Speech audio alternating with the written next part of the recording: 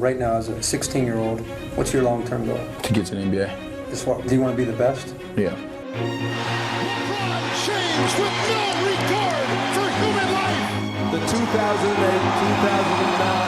NBA Most Valuable Player. For three for the win. Yes! LeBron James! I'm LeBron James from Akron, Ohio, from the inner city. I'm not even supposed to be here. Oh, blocked by James! LeBron James with the rejection! Cleveland! This is for you! LeBron James, a shot at history.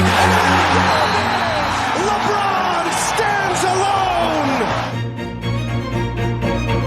alone! He's the greatest basketball player I've ever seen.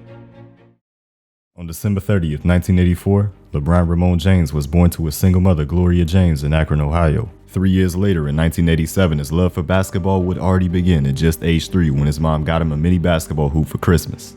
She didn't know it at the time, but this would go down as one of the greatest investments ever, because the early years of LeBron's life would be a struggle. He and Gloria would go around from one friend's and family's house to another, never having a real place to stay that they could call home, never having any stability. Because of this, LeBron would miss hundreds of days of school, living an unpredictable life as a child with many hardships. But in 4th grade came a turning point for him, and it wasn't because of basketball, but football. A youth football coach by the name of Bruce Kelker would notice 9-year-old LeBron and a group of neighborhood kids playing tag. He asked them if they liked football, and LeBron told him, "It's my favorite sport." Kelker asked the kids to line up and have a 100-yard race, and the winner would be his starting running back on the football team. LeBron James, the chosen one who didn't yet know he was the chosen one, was the winner of that race by 15 yards. Even with LeBron having no experience playing football and his mom saying she couldn't afford the equipment, Kelker said to not even worry about it and covered everything to have LeBron be the star of his team. Kelker also became the hope that the Jameses needed as he invited them to live with him, finally giving the two some stability in their lives that was much needed, and they eventually found a longer-term place to stay with Frank Walker and his family, another youth football coach of LeBron. It was also Walker who got LeBron further into basketball, which was now the in-season sport. He taught him how to dribble and take left-handed layups, and eventually had him signed up to play for the 9-year-old team. From this point onward, the Jameses had stability in their lives, making things much easier on them. And it was this that eventually allowed LeBron James to become the greatest high school athlete Ohio had ever seen. But before we see the first nationally televised game of LeBron James, I want to thank today's sponsor, Underdog Fantasy. It is the easiest way to play fantasy sports and the fastest growing fantasy app in the industry. With Underdog Fantasy, there's a number of ways to play with drafts and pick'em in a variety of different sports. My personal favorite way to play is pick'em. This is where you pick whether your favorite players will have a higher or lower stat total in their next game for a shot at some big winnings. And you can win up to 100 times your money in a single night. What you do is pick between 2 to 5 players and build your entry. This is what one of mine looked like for games the other night. As you can see, I had Luka, Derek White, Don, and Horford in there, as well as Jason Tatum for higher than half a point, which is a special pick. You can claim a special pick when you sign up with my code WillSoTrill. But in addition to that, using my code to sign up also gets you a first-time deposit offer of up to $250 in bonus cash. Head over to UnderdogFantasy.com or download their app, and remember to use my code WillSoTrill to get your special pick and first-time deposit offer up to $250 in bonus cash. Now let's see this hype of LeBron James unfold. A high school game here in Cleveland has attracted a crowd of 10,000 here tonight, but it's not just any high school game. It's phenom LeBron James against the #1 ranked team in the country, Oak Hill. LeBron Mania goes national here tonight. Among those who have seen him play, even among many of those who haven't, there appears to be no debate. LeBron James is the best high school player in the country, and he was even last year when he was a junior, and he likely, they say, will go #1 in the draft should he go straight to the NBA. And when you talk about LeBron James, it's been a runaway freight train. The Express with hype. It has started 2 years ago. He was on the cover last year of Sports Illustrated, on the cover of ESPN magazine this week, and that is all created curiosity, curiosity, curiosity.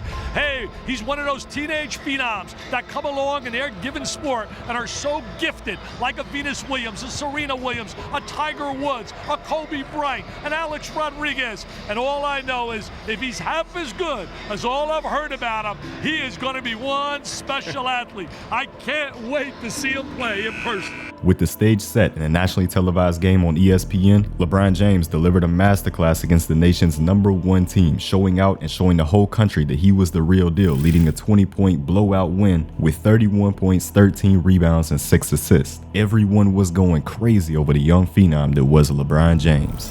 How do you feel about all that? Are you serious? Are you serious? serious? How many college guys or NBA guys can make that pass in transition? In the NBA, that's a jam for a dunk. I mean, I got goosebumps watching that. Great vision. The ball's an extension of his mind. He knew he had that one too. And then it's chest pumping time.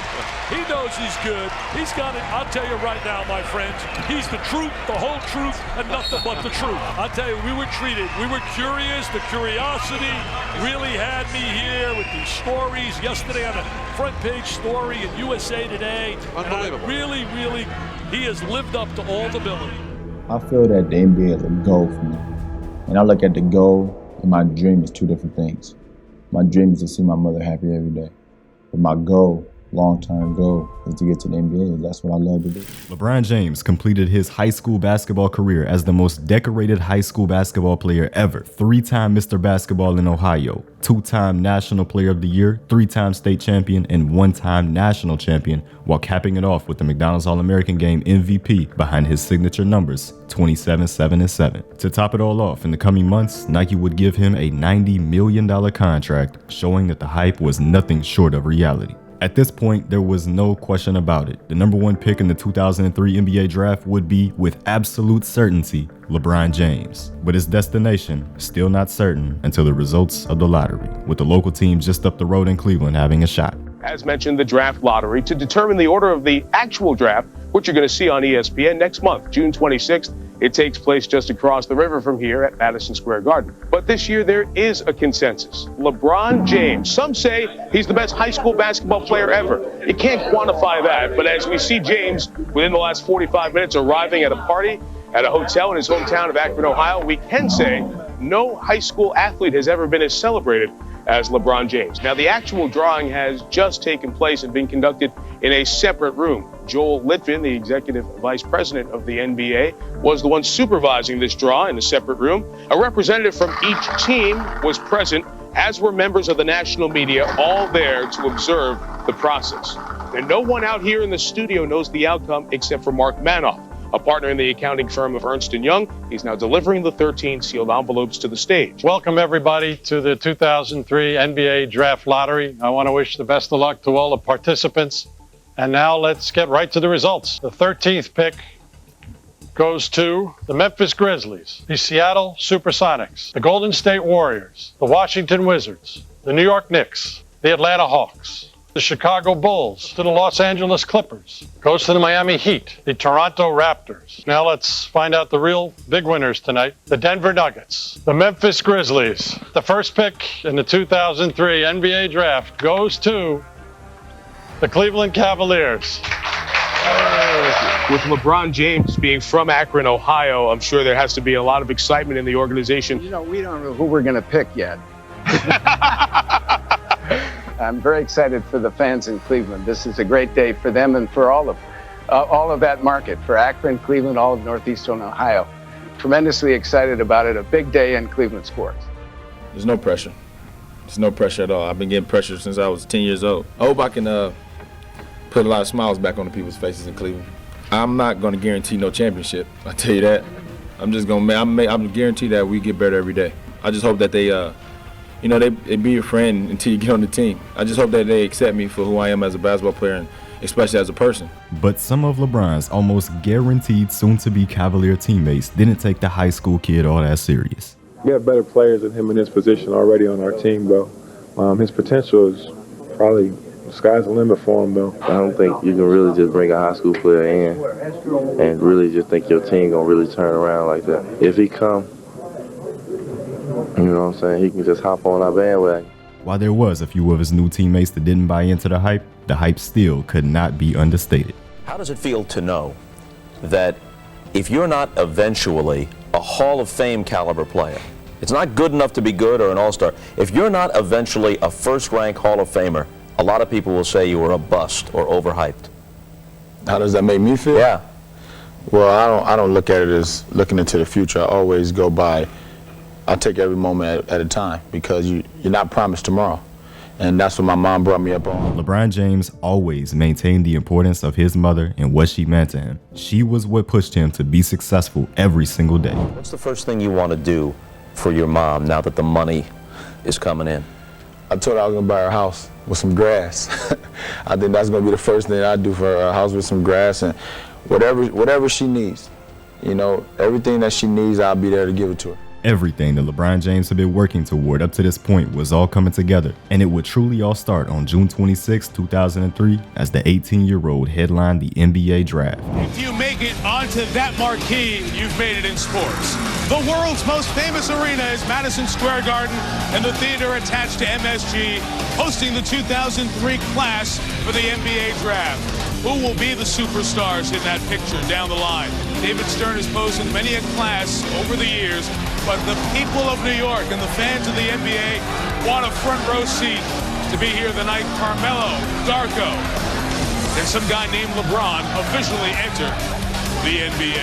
We welcome you to our ESPN coverage. Proud and privileged at ESPN to be a part of one of the more interesting and exciting drafts of any sport in recent memory because of the unprecedented hype for one person entering a league.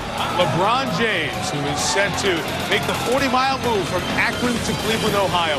You know, Cleveland, Ohio, if you haven't been there, is a city of great sports passion. But Cleveland always has the rug pulled out from under it. Tonight, it's a Cleveland night to celebrate sports. One of Ohio's own, in a very prideful Midwestern state, comes to a team of their own. LeBron James to the Cavs. This kid has lived up to all the expectations. He has that special instinct, feel for the game. I'm going to my silver anniversary at ESPN. 25 years. He's the best high school player I have ever seen in my 25 years, man. And he's got that charisma where the box office and the cash register is going to go ding-a-ling-ding. Does LeBron have everything that everybody's building him up to have? Yeah, he's just as skilled as Kobe Bryant or Kevin Garnett at the same age, but he is far more physically imposing. And Mike, I'll tell you, I don't think any reasonable basketball person would take anyone else number one than LeBron James in this draft. It's an absolute no-brainer.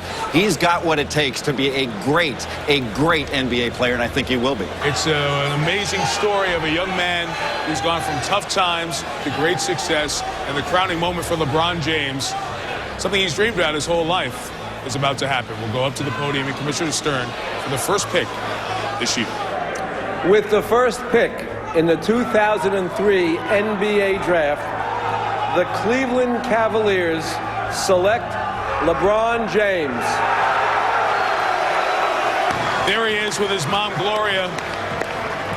Gloria sacrificed a lot, gave birth to LeBron when she was 16, on their own at 19, living on assistance, food stamps, and here they are just a short time later, $100 million in contract, endorsements in basketball, and LeBron James makes a great American story. This was a moment years in the making, and even though you knew you were going to be the top pick in the draft, you said you weren't sure how you'd feel when David Stern actually called your name. So I have to ask you, what was the moment like? It was great. You know, this is a long-time dream to finally accomplish this, and it finally shows that the hard work has finally paid off for me.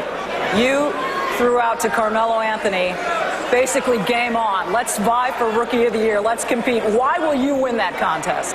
You know, I think, I'm not sure I'm going to win the contest. I just think that I'm just going to try to get my teammates better. You know, I'm not looking for individual things. I'm all about the team. The stage was set for the rookie year of LeBron James. Would he live up to the expectations on the court? Would he have that impact on the Cavaliers, and would he set himself apart to win the Rookie of the Year award over his peer Carmelo Anthony, who would also be gunning for it in Denver? So many questions that had to be answered, and it all started with the most highly anticipated debut for any player in the history of the sport.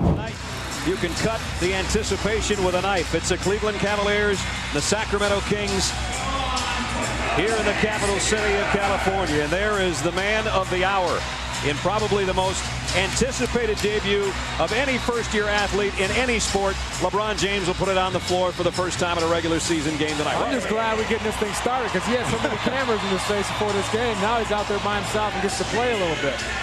He couldn't even stretch before this game without about 15 cameras around it. So the Kings with a lead. Christie with a left hand, partially blocked by Ilgauskas, and here comes LeBron James on the run. This is his best part of his game, and there's his first assist, and it's a beauty. LeBron James' first shot is good. James around a pick, double team, and LeBron on the baseline, 2 for 2. They know that they have to win games and survive until he gets back. And it's not quite sure how long it's going to be. Oh, way off balance over a 7-footer, and he knocked it down. James is 3 for 3. Perfect bounce pass for an easy left-handed layup.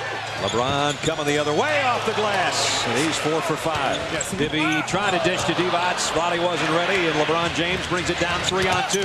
There's the dish for a dunk. Here he comes the other way. There's your first James jam of his career. Whoa. He's not disappointing me, I'm telling you right now. This guy knows in the open floor he has tremendous court awareness. Here he comes again. This time he dishes to his trailer, Davis. How about that? Can I stand up and light a match? There has been no disappointment in LeBron James opening 9.5 minutes. LeBron James in his first quarter of professional basketball was already the best player on the court with 12 points and 3 assists, and he even put on his display of unselfishness and maturity in the process. I tell you the play that really epitomizes the way he plays the most. Stopping here at the free throw line, dropping it off to Ricky Davis. How many kids at 18 years old in the spotlight with all the hype on him are going to take that ball in and dunk it? Instead, he stops, gives it to his teammates. So at 18 years old, he's showing what kind of leader he is. LeBron and the Cavs came up short in his first career game, but he established that the hype was more than real, recording 25 points, 9 assists, and 6 rebounds. He was already, from day one, the best player on the basketball court. Even Boozer, who made this previous comment, We have better players than him in his position already on our team, bro. soon had reality hit him with LeBron James. I heard stories about MJ, I heard stories about Dr. J, but I'm witnessing an 18-year-old kid jump over a 6'5" point guard and lay the ball in, and he took off from outside the paint. And then on top of that, right away we knew that he was our best player. He passed the ball, he got by people, he wanted to draw on the defense and kick it. He made the game so much easier and so much fun to play with. Right away we knew he was our best player. But Ricky Davis still felt some type of way about LeBron. The season before, Ricky Davis averaged over 20 points a game for the Cavs as the certified first scoring option on the team. But when LeBron came in, he knew he'd be getting replaced by a high schooler. It was no secret that Ricky Davis held jealousy towards LeBron, and head coach Paul Silas could recognize that. On one occasion, Silas took Davis out of the game after he complained to James for driving to the rim instead of passing him the ball, which of course really upset Davis. He was a player that had built a reputation around the league for being selfish and wanting to play his way rather than team basketball. But the Cavaliers would only put up with this for so long as they moved on from Davis in the trade just 27 games into the season. Paul Silas praised LeBron for his ability to remain unfazed and keep playing at such a high level regardless of what was happening, as by the All-Star break he was averaging 25-5. During the All-Star break he would participate in the Rookie Challenge alongside Carmelo Anthony, putting on a show with 33 points. But after the game, he was asked about just missing out on being in the All-Star game as a rookie. A lot of people thought you deserved to be an All-Star. I know, was that situation a little frustrating for you? Yeah, I think so. Well as I played, I think I played well enough to be on the top 12 in the Eastern Conference. But when it didn't work out, I kind of just thought about it and just said, I'm gonna just work hard and hopefully I'll be there next year. Regardless of making the All-Star team or not though, LeBron's impact in Cleveland from year one was already in effect. Their win total was doubled to 35 wins in the season behind LeBron's strong 25-5 season, but the Cavs also saw a 59% increase in fan attendance, all thanks to the motion of LeBron James. The Cavaliers closed an additional $12 million compared to the previous season in ticket sales. Local TV ratings increased by over 300%, and LeBron had the best-selling jersey in the entire NBA. He also capped off the season by winning Rookie of the Year over Carmelo Anthony in a tightly contested race. All of the hype, it was real. James delivered. He has lived up to all the billing, which is so difficult. Before the official start of the 2004 to 2005 NBA season though, 19-year-old LeBron James was invited to play for Team USA in the 2004 Olympics. But their first game of the group stage set the tone for this USA squad, losing to Puerto Rico by 19 points in their worst loss in history. They finished group play with a 3-2 record after another loss to Lithuania, but advanced to the semifinals defeating Spain. It was there where Team USA lost to Argentina in embarrassing fashion. No gold medal for the United States men.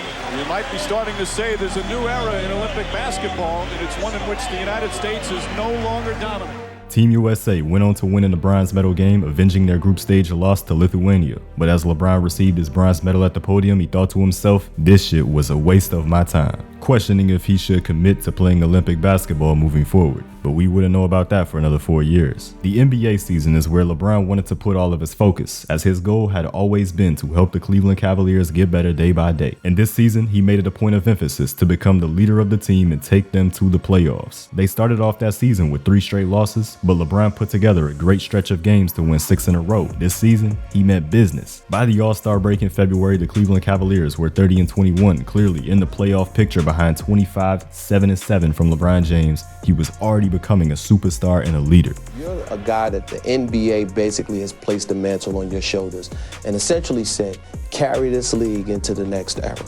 Did you ever feel like you didn't want that responsibility? No. Why?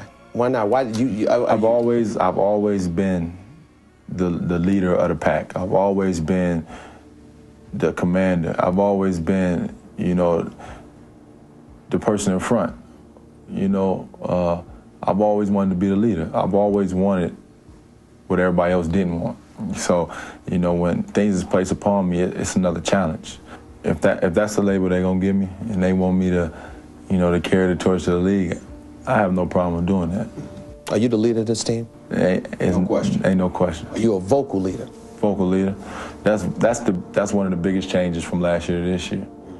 Last year, I'm a rookie. There's veterans on the team. There's people that was here before.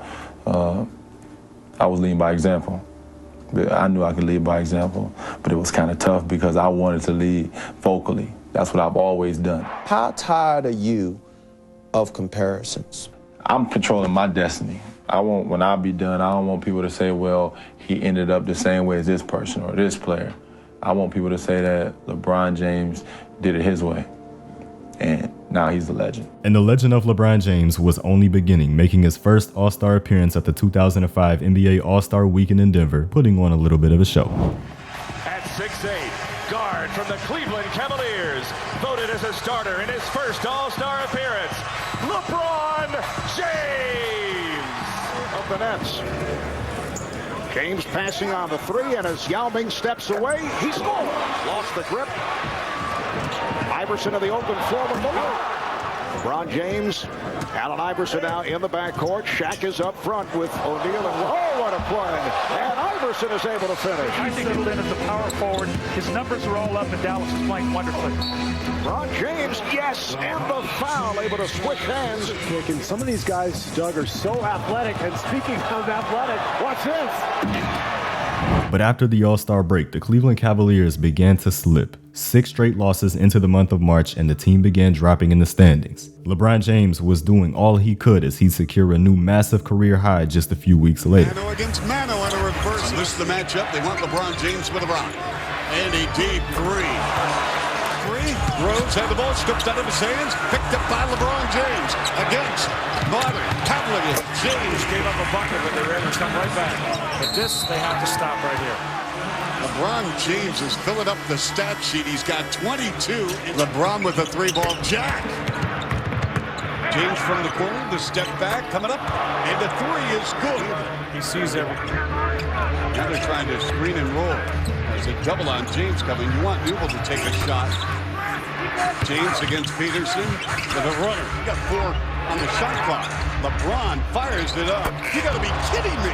10 on the clock. Here's James. Oh, my goodness. Down the floor, leaking out LeBron James. James puts it on the floor. He wants it. He can feel it. And he's got 50. His first NBA 5-0. Goodness, 2 for 19 behind the arc. Here's James for 3. You got to be kidding me. Are you kidding me? LeBron James with 56. Over. Raptors win. Raptors win. Raptors win. Despite the 56. Even in his first ever 50-point game with 56 points playing in every single minute of the game, it still didn't seem to be enough. LeBron finished the season with averages of 27, 7, and 7, and even made the All-NBA second team. But the 40-42 record gave the Cleveland Cavaliers the 9th seed in the Eastern Conference, just 1 game outside of the playoffs. Most of the season, you guys looked like you were definitely going to make the playoffs. Late in the season, you fell off, you didn't make it. How disappointing was that? Really disappointed. But I got to take my bumps and bruises just like everybody else, to finally get to the playoffs, and, I'm going to be here very soon. I'm controlling my destiny. I want people to say that LeBron James did it his way. LeBron James was a man on a mission in 2006. He meant that his Cleveland Cavaliers would never miss the postseason again. James led an 8-game win streak in the first month of the season that would set the tone moving forward. There were still struggles as LeBron recorded another 50-point game in a loss to Milwaukee, dropping down to 4th in the East, which meant that they were still in a good position to make the playoffs. By the All-Star break, LeBron had brought the Cavs to a 31-21 record, good for the 3rd seed in the Eastern Conference. But it was his increase in scoring this season that led to so much of Cleveland's improved success. As in 33 of the 52 games played up to that point, LeBron scored at least 30 points, enough to be the 3rd highest scorer in the league. And he was fresh off of an absolute statement of a game against the reigning champion San Antonio Spurs. All right, 5 seconds left, opening quarter. James exploding to the bucket to rock that rim. How did he get that flush down? Oh my Lord! LeBron James being checked by Bruce Bowen. James from the suburbs to splash that 3. Found something in the tapes that they hadn't been doing and pointed those things out to the Cavaliers. James with power, what a fabulous move. So he said too many offensive rebounds. You can't give these Spurs team second shot opportunities. LeBron wheeling and dealing. No, he didn't. No, he How did yes, it he go? did. Tim Duncan and Tony Parker will sit in the last part of the quarter. James came out of the attic with that jackhammer smash. James baseline hard. LeBron to the spectacular reverse. That is valuing the basketball to a premium. James with a rip away. LeBron in full flight. Flight number 23 exploded off the runway. And one coming. What a virtuoso performance from the megastar. 2 days later, LeBron dropped another 43-point game in a double overtime win over the Boston Celtics before All-Star Weekend, where, as usual, he put on a show. Played by Yao, and the fadeaway order he will insert his 4 Detroit Piston players. He got one from Kobe. Here's LeBron James Here's LeBron James. LeBron James taking to the rim. It counts. Here is LeBron James for 3. And here is LeBron James again from downtown. Kobe trying to fend off LeBron. Iverson and James with the finish. And the MVP trophy, big surprise, goes to LeBron James, the youngest MVP in the history of the NBA All-Star Game.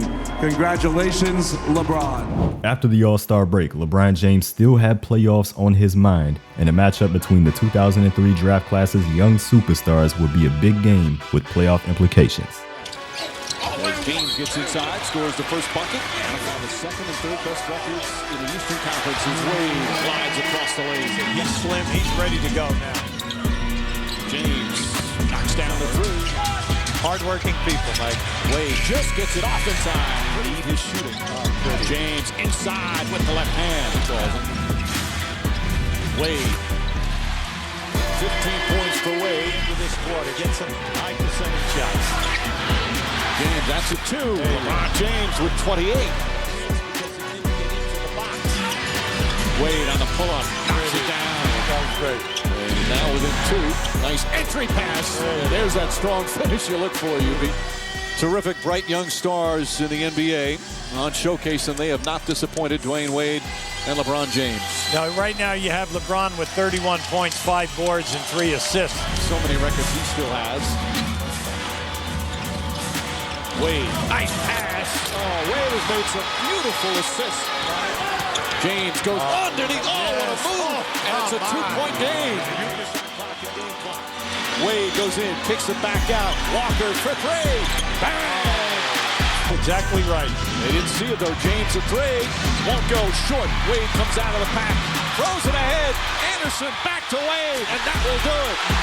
The finishing touches on a terrific come-from-behind win for the Miami Heat. The Cavs fell short and ultimately found themselves slipping just like the last season after the All-Star break. But after stringing together 6 straight wins, the Miami Heat would be in front of them yet again for another huge duel between LeBron and Wade in April, with both sides on the brink of the postseason. This year they're going to be in the postseason for the first time since LeBron has been in the league, and you can almost feel a collective sigh of relief in the city of Cleveland because 3 weeks ago the wheels were off the cart. This team was in free fall, and everybody was saying, oh no, here we go again, another late season collapse. LeBron James took it upon himself to get this thing turned around. They're steamrolling toward the playoffs. And his 2003 draft classmate, Dwayne Wade, the playoffs old hat for him. He's never not gone to the playoffs. This will be his third consecutive year. Wade going in 2003 led Miami into the second round. And last year, if he doesn't come up with a rib injury before Game 7 against the Pistons, who knows? They may have gone to the finals last year. In their final matchup of the season, the 03 draft classmates put on an elite display of what the NBA's future had in store.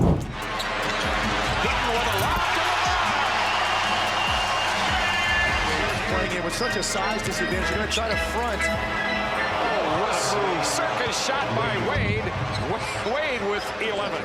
It was a beautiful game between basketball's brightest stars, trading buckets back and forth, giving the fans in Quicken Loans Arena a night to remember. 44 points from Wade, 47 points from James, but this time James made the plays down the stretch to lead Cleveland to a 7-point win, declaring this team as a team to be worried about heading into the postseason. LeBron James closed out the regular season strong, leading Cleveland to their first 50-win season since 1993 behind 31 7-6 averages. A serious contender for MVP, bringing the Cavaliers to their first playoff appearance in 8 years and becoming the youngest player to ever average 30 points a game in the process. The all-time leader in youngest ever accomplished categories. Just look at them one after another with the Rookie of the Year, of course 1,000, 2,000, 3,000 all up. Youngest ever recorded triple-double, points in a single season this year, the All-Star Game MVP. It really is truly amazing the numbers that he's accomplished, and he just turned 21 this past December. But what everyone wanted to know, how would the 21-year-old superstar and MVP hopeful perform on a stage he hadn't yet played on? Brian, your very first playoff game ever. How'd you sleep last night? It's an exciting time for myself and my teammates. We've been through a lot of ups and downs and collision courses this year, but we found a way to win ball games and found a way to make it to the postseason. What's going on in that stomach right now? Some butterflies, but it's normal. I'm very excited to be a part of the postseason, man, and I waited 2 years. I'm happy I'm here. And those butterflies showed off early as LeBron James would airball his first shot. Way short an airball on his first attempt. But it didn't take long for him to get right. The tendency for a young kid would be to try and do everything he can. Nice move. That's not a bad way to get on the board. That's his game. First chance of MVP. He is, without question, one of the top candidates for the most valuable player. Butler, short. And James the rebound. Now Butler's struggling. He's 1 for 7 right now, but he's getting good looks. The quickness, the foul. Drive to the rim. Now it's Butler on James. Daniel Marshall, the veteran. That's a three. Pressing a little bit here in the opening half. James slicing through. Nobody helping out. He wants to go down inside, post up, and take the event, force the double team. Puts it in. 18 points for LeBron James. Nearing chance of MVP as he heads to the locker room. LeBron had a strong first 2 quarters of playoff basketball, leading the Cavs to a 14-point lead heading into halftime. And he maintained his dominant play, finishing with 31 points, 11 rebounds, and 11 assists in an 11-point playoff debut win at home. A triple-double in his first ever playoff game, the start of something special. Washington fought back in Game 2 with the win, in which LeBron had a rough outing, shooting 7 for 25, but he made sure to respond in Game 3. Barry John, a big trip for Washington. Well, anytime he can get this kind of game. Wash it out with some saline solution, but they do anticipate this. LeBron says, I got one back for you. James this trip. And 1, 2 to shoot. Snow inside.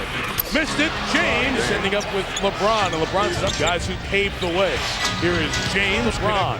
Can't double him there. Whoa, what a pass! James recorded 27 points through the first 3 quarters, but if he wanted to avoid going down 2-1, he would need to deliver in the 4th quarter. A very passionate sports city. James, a triple. And Cleveland takes the lead. LeBron James squares the game at 80 with a 3. He's get a 3. They want to get a 2. Rough it on James and 1. Now right here, the left side of the floor is open for James. If you're going to go, you got to go right now. He does. Jeffrey's tied him up. He got it back and put it in. Situation. 5 seconds to difference. Here's Arenas. Blocking foul. And it's good. James has Daniels. Can go up over him if he wants. Fakes right. Goes left. Bends in over Ruffin. He got it to go.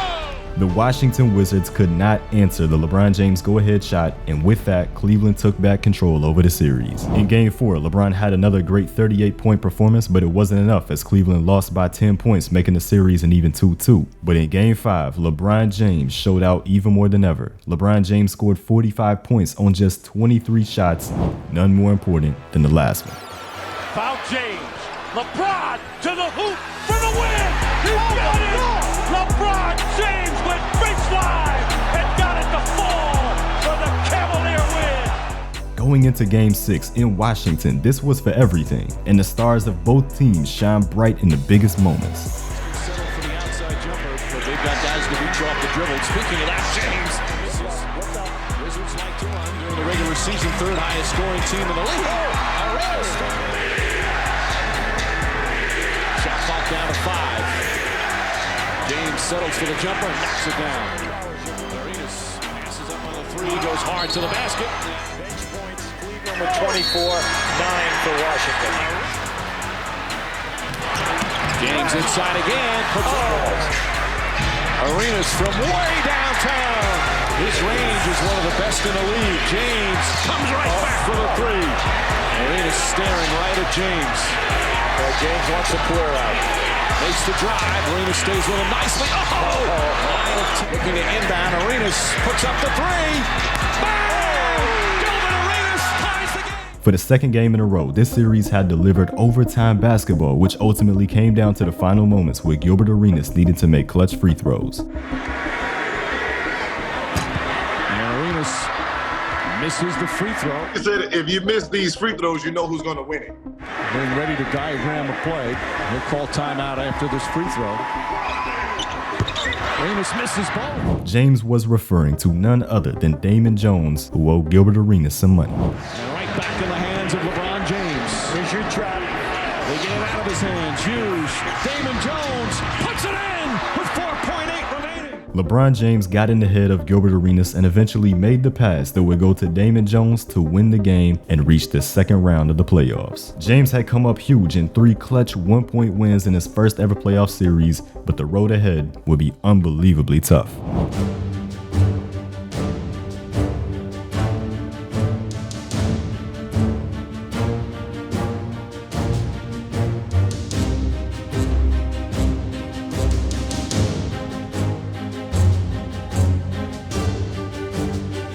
The Pistons had the best record in the league in 2006 with 64 wins that season, and in Game 1, they showed their dominance with a 27-point blowout win over the Cavs, LeBron James finishing with 22 points. The first half of Game 2 was a reflection of how Game 1 went. The Cavs saw themselves going down by 20 points in the second quarter, but LeBron James stepped up big in the second half, recording 23 of his 30 points. However, it still wasn't enough to beat the Detroit Pistons as they lost the game by 6 points after fighting back from the deficit. The Cavaliers desperately needed a win in Game 6 at Quicken Loans Arena, and LeBron James delivered with a 21-point triple-double, with the majority of his work coming late in the game in the clutch to secure a win. And James would need more clutch plays to pull off a Game 4 win in a heavily defensive game. He came through in the fourth with several game-changing plays to even up the series heading back to Detroit. Behind the strongest game that LeBron had put together all series, the Cleveland Cavaliers found themselves just pulling out a pivotal Game 5 win to take control of the series, 1 win away from the Eastern Conference Finals. LeBron James dropped another 32 points in that Game 6, which would be another dogfight between these teams, but down by 2, it came down to the final seconds where Cleveland was unable to get a game-tying tap-in, which now set the stage for a Game 7 in the Palace for the final spot in the Eastern Conference Finals. And Cleveland fought, but in the end, the experienced team that was fresh off back-to-back finals appearances took it home in the Detroit Pistons. A disappointing playoff exit where James went 1 for 9 in the second half of this game, while just being a win away from facing Dwayne Wade's Miami Heat in the conference finals. And it was this same Miami Heat team that went on to win the NBA Finals. LeBron James, sitting at home, watching the 5th pick in the same draft as him, take home that Finals MVP trophy. I get an opportunity to be into the playoffs, to go out there my first game and had the kind of game I had, and probably one of the best feelings I've ever had. LeBron James had just led the Cavs to the playoffs for the first time in 8 years and had them 1 win away from the Eastern Conference Finals. With last year's goal being the postseason, this year's goal was clear: the NBA Finals. While the Cavaliers made no roster improvements, and if anything, they got worse, LeBron still led the Cavaliers to another 50-win season behind 27-6-6, and it would be a rematch of the previous year in the first round against Washington.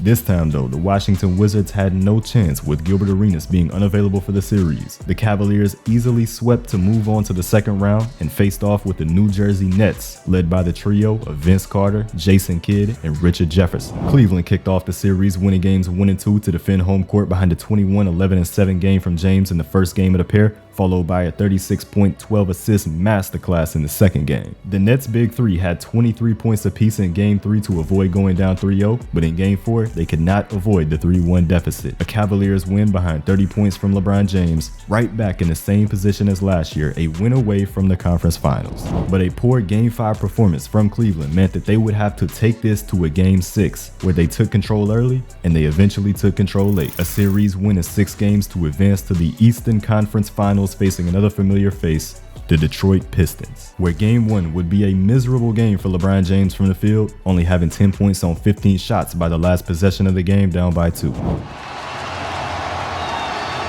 played by Prince. Gives it up. Marshall for 3. On the back top, the Pistons are on it.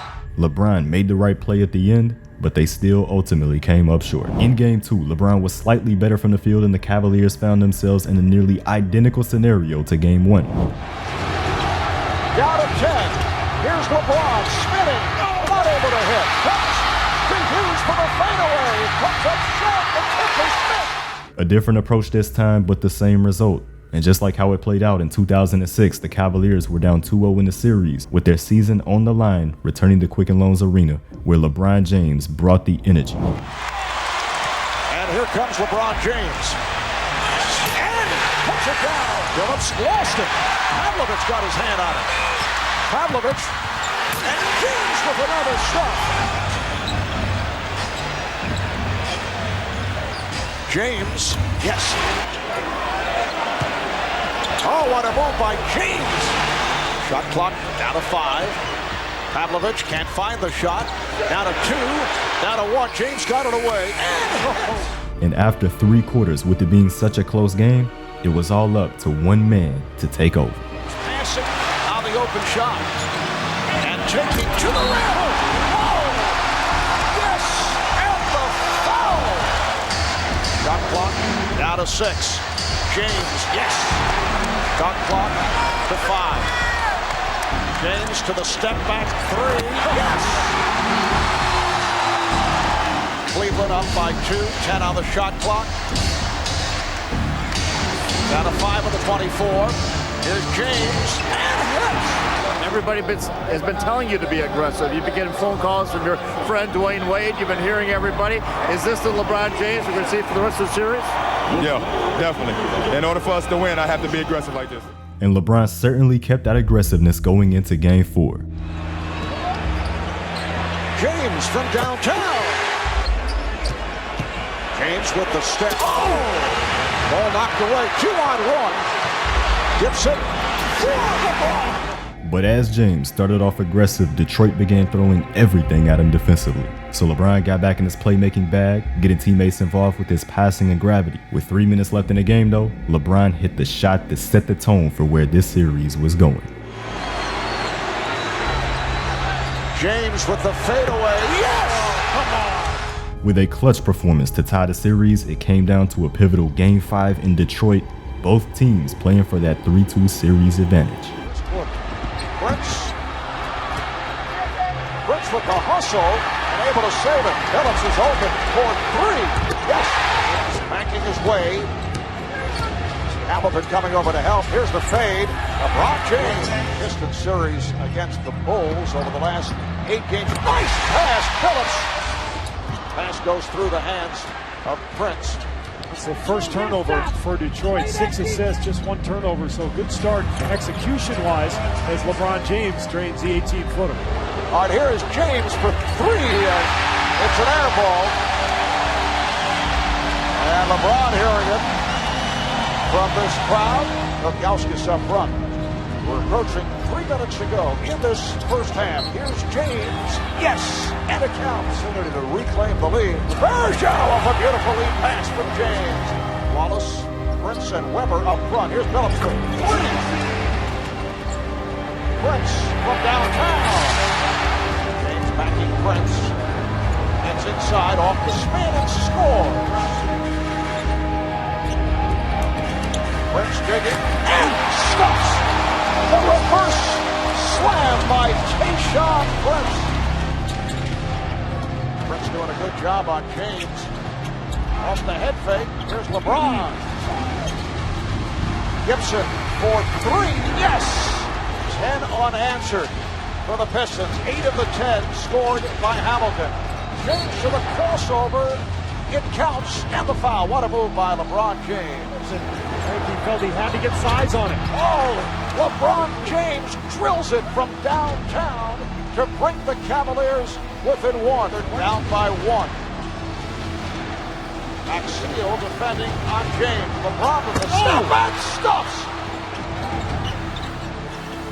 Here's Phillips from 3. Out of 15 seconds. Down to 10. James with the step. And the game is tied at 91.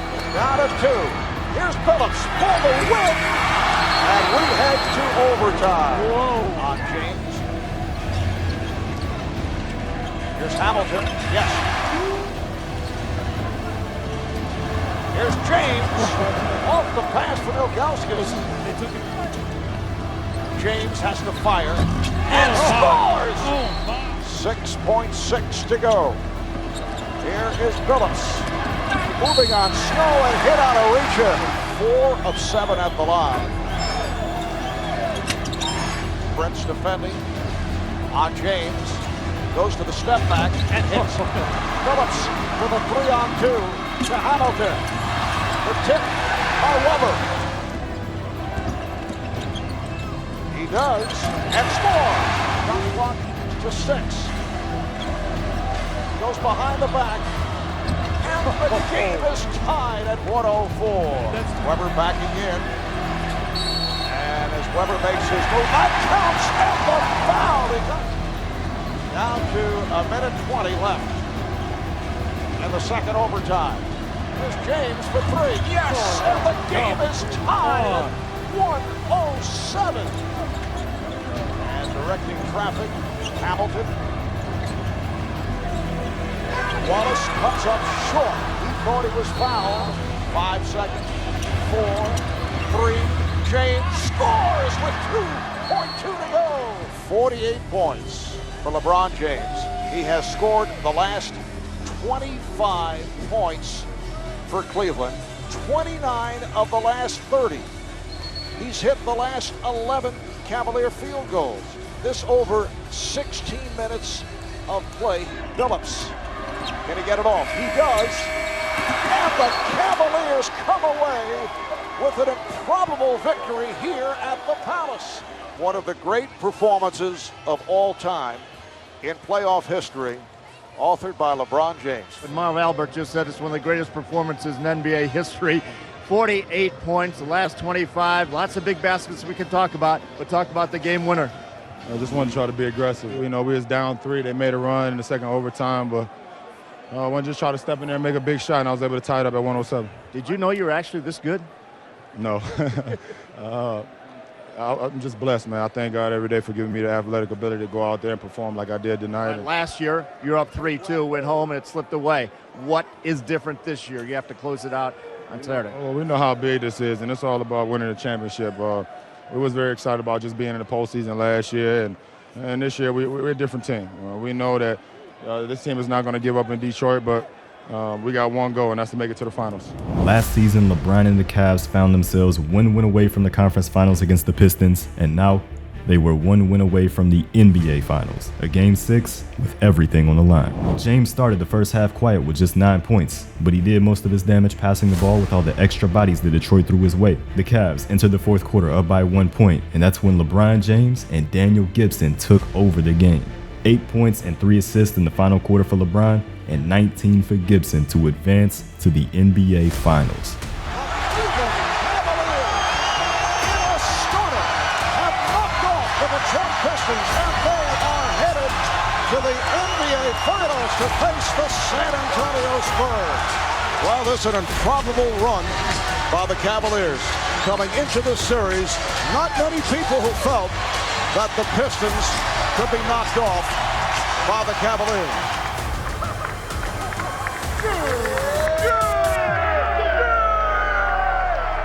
At age 22, LeBron James already accomplished what some thought would be impossible. But the Cavs' opponents, San Antonio Spurs, would be heavy favorites. A team that had won 3 championships in the last 8 years were looking for their 4th. And in Game 1, they showed they meant business, winning the game and holding James to just 14 points on 16 shot attempts. Game 2, LeBron performed much better with 25 points, but was still outmatched by the Spurs trio, who combined for 78 points. And it was a 1-possession loss in Game 3 that really put the nail in the coffin, as no team has ever come back in a series from a 3-0 deficit. That would stay true after the result of Game 4, another 1-possession loss for the Cavs at home, getting swept in the NBA Finals. But make no mistake about it, the league knew who was next. This is going to be your league in a little while, but I appreciate you giving us this year.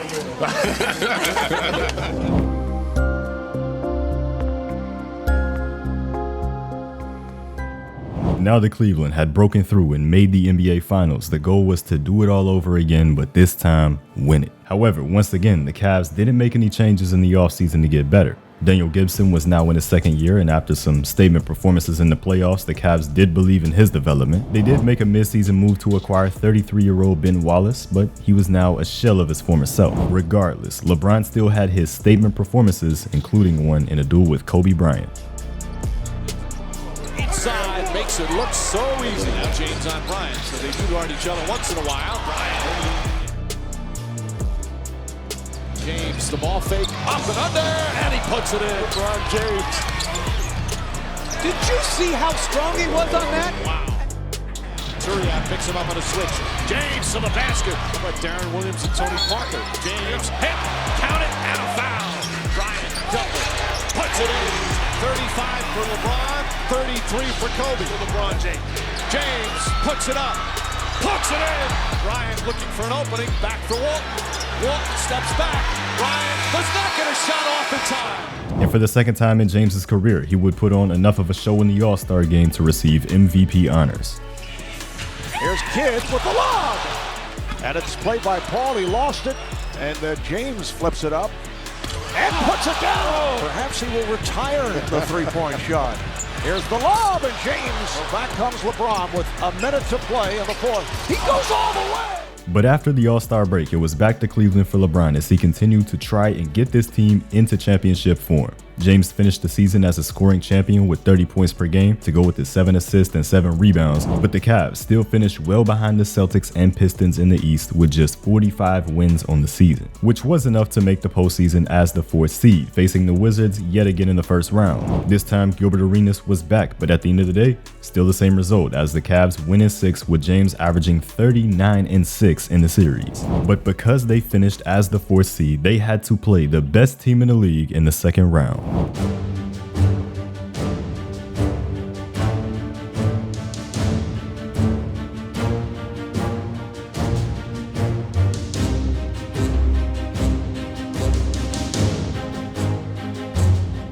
In Game 1, LeBron had one of his worst playoff performances ever in a highly defensive game, shooting 2 for 18 from the field. On the other end, Paul Pierce was 2 for 14 on the game, which ended 76-72, a Celtics win. Game 2 was also a struggle for James, shooting 6 for 24 in a blowout loss, down 2-0, heading back to Cleveland where the Cavs had to pull one out to save their season. In that Game 3, James still shot poorly, but contributions across the team in this one led to a blowout win in their favor, throwing a punch right back at Boston to stay alive. Game 4 saw James getting his teammates involved heavily with 13 assists on the game and 4 of those coming in the 4th quarter to pull away and pull out another win to even up the series, heading back to Boston for Game 5. Here, LeBron finally got his game going with 35 points, but it wasn't enough to outlast the Celtics, who got a combined 75 points from Rondo, Pierce, and Garnett, swinging the series right back in their favor. In Game 6, LeBron fought a 32-point performance in front of a home crowd with 8 of those coming in the 4th quarter to seal a win, now a Game 7, where he could potentially take down the title favorites in the 2nd round.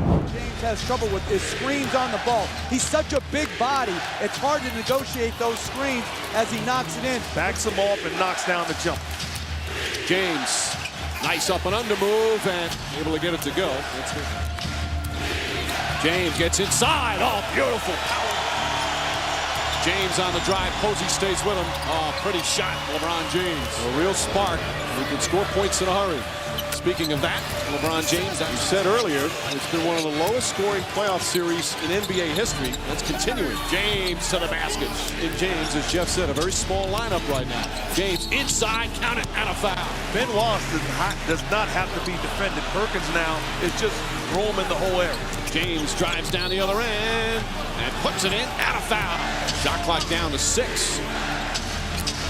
James, it's good. Midway through the third, James hits a 3. Despite 32 points and 5 assists through the first 3 quarters of the game, LeBron still found himself and the Cavs down by 5 points entering the fourth quarter. He would have to play inspired for a shot at the Eastern Conference Finals, and he did. James, that's a 3. It's good. James and Pierce going back and forth at each other. James will try another 3. Knocks it down. Guys are making shots. James with the steal. Here he goes. And James makes it a 1-point game. 45 points from LeBron in a Game 7, but it ultimately wasn't enough, coming up just short. Another disappointing end to a season for the Cavaliers, where clearly some things needed to change.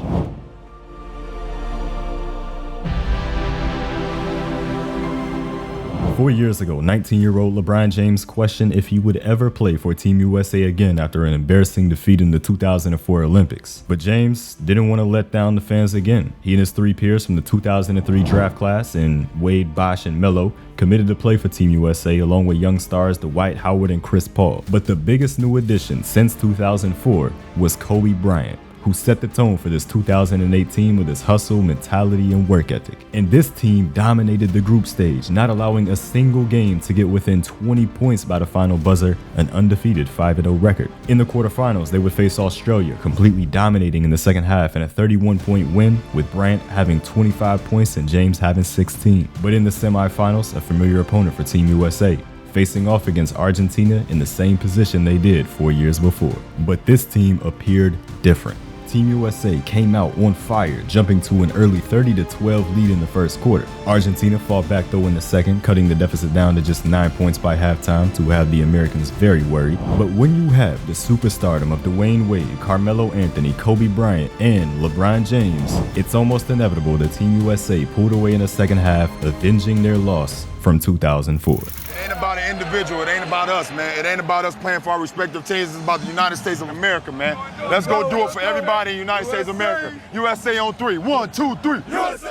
In the gold medal game, the United States would face off against Spain, who they'd already beaten in the group stage for Spain's only loss of the tournament. But they still had to come to play in this one with the gold medal on the line. The stars were showing out in this one. Pau Gasol for Spain and Dwayne Wade for Team USA. With 8 minutes to go in the fourth quarter, it was down to a 2-point game. Spain wanted this just as bad as the United States wanted their redemption. But a 12-3 run by Team USA over the next 3 minutes showed who ultimately wanted it more. Dwayne Wade, LeBron James, and especially Kobe Bryant, all coming up big down the stretch to bring the gold medal back to the United States of America. A successful offseason in the Beijing Olympics, and luckily for James, a pretty successful offseason back in Cleveland as well, as for the first time in his Cavaliers career, the front office made a trade to get him some significant offensive help in Mo Williams. I look forward to us competing for an NBA championship this year. We want to win it. I want to win it, and I'm going to do whatever it takes to get our guys prepared to go out there and win it. Have we seen the best LeBron James? I think we will come April. This seemed to be exactly what Cleveland was missing as they started off the season on fire, a 20-3 record in their first 23 games of the season, including an 11-game win streak that had an average margin of victory of 19 points per game. They looked like they were the best team in the league, but the Boston Celtics were 22-2 on the season, still there to one-up LeBron and the Cavs. But in early January, the two teams would face off, and the Cavs had a chance to jump them in the standings as the #1 seed in the Eastern Conference. LeBron James versus the team that seemed to have his number. Like a Ferrari as he goes right down Euclid, scores, and he was fouled. LeBron on the hard cut. You're going to force LeBron to his left. Lots of luck. Rondo turned the corner with a burst to the hole. Snuck it up there. Perkins belted by LeBron. Got enough of it to close the corner. An emphatic, hey, you're in our house reminder to the Bostonians. LeBron sends it for three. The bottom. Corner, weaving his way against Pierce. Musselman, and Musselman home. Rondo ahead to Allen. Blocked by LeBron. This season, that's his 9th chase down. LeBron through the defense. Rondo, count that little puppy. He's stolen by LeBron because of Ben's help out. 2-on-2. LeBron spinning into a shot. Oh, what a sick bucket. An MVP level performance from LeBron James to take the Cavaliers to the best record in the league at 29-6. This season was different in Cleveland. LeBron had completely elevated his play on both ends of the court, now playing like one of the best defenders in the NBA as well. But he was also the leading MVP candidate 3 months into the season, and that would only continue. Get it to LeBron. Curry outs on him at 3 and 2. LeBron to win the game. He does! He does! You don't want to foul him and allow the three-point opportunity. James crossover the drive, banks it in. 50 points for LeBron James. He checked. LeBron. It's on! He's as hot as a blowtorch. Milwaukee stunned right now by this show put on by the King. Oh, look at this. LeBron James, heat check. Heat check time. And he'll walk off with a double nickel. 55 points. From 26 feet away, LeBron James has now scored 51 points. With Joe stood up front with LeBron and Zeke. LeBron fires for 3. 3-0. We are tied. Knucklewick. Sasha Pebbles. Here comes a fresh fat hit. Yes. Again, the screen from O. Lee fought over top. Plenty of time to shoot. LeBron sends it. Go! For 3. LeBron James knocked it down. Cold blooded style. There you go, winner. 97-93. The Cavaliers are 30-1 at home. LeBron James left no doubt a 65-win season with multiple statement wins and the best season of his career, the runaway favorite for the MVP award. But only time would tell if the media vote would reflect that. With the 1 seed on lock in the playoffs starting though, it was time to see if we would see the best version of James in April, just like he said to start the season. The team with the best record in the NBA, the team with LeBron James, open up their postseason against the Detroit Pistons. Game 1 coming up shortly on ABC. Time for the tradition here at the Quicken Loans Arena that sends the crowd into a frenzy. We've been told we're witnesses. He's been called the chosen one, and he has been so special this year during the regular season. He'll be guarded by a host of players. Tayshaun Prince will guard him a majority of the time as James knocks down his first shot. Delonte West comes up with it. Ahead to James. Here he goes! In some playoff series. James quickly to the basket. He's had no adversity here in the first quarter. James, at the buzzer! James finished this game with 38-8-7 with the result never in doubt, leading Cleveland to an 18-point Game 1 win. And the following 3 games will be a similar story, sweeping the Pistons with a double-digit win in each game. James averaging 32-11-7 on the series. Up next in their way, the Atlanta Hawks. But before Game 1, LeBron would officially be celebrated for his MVP season. Congratulations to LeBron James, the 2008-2009 NBA Most Valuable Player. You 20,000 plus fans, man. You guys are unbelievable. You guys have done everything for me since I was drafted in 2003 all the way now to 2009. This is something that we dreamed about as kids, being the MVP of the NBA. I mean, he ain't gonna be the MVP of the NBA. Who you think you is? Or you grew up in Akron. You never think that something like this will happen growing up in the city of Akron.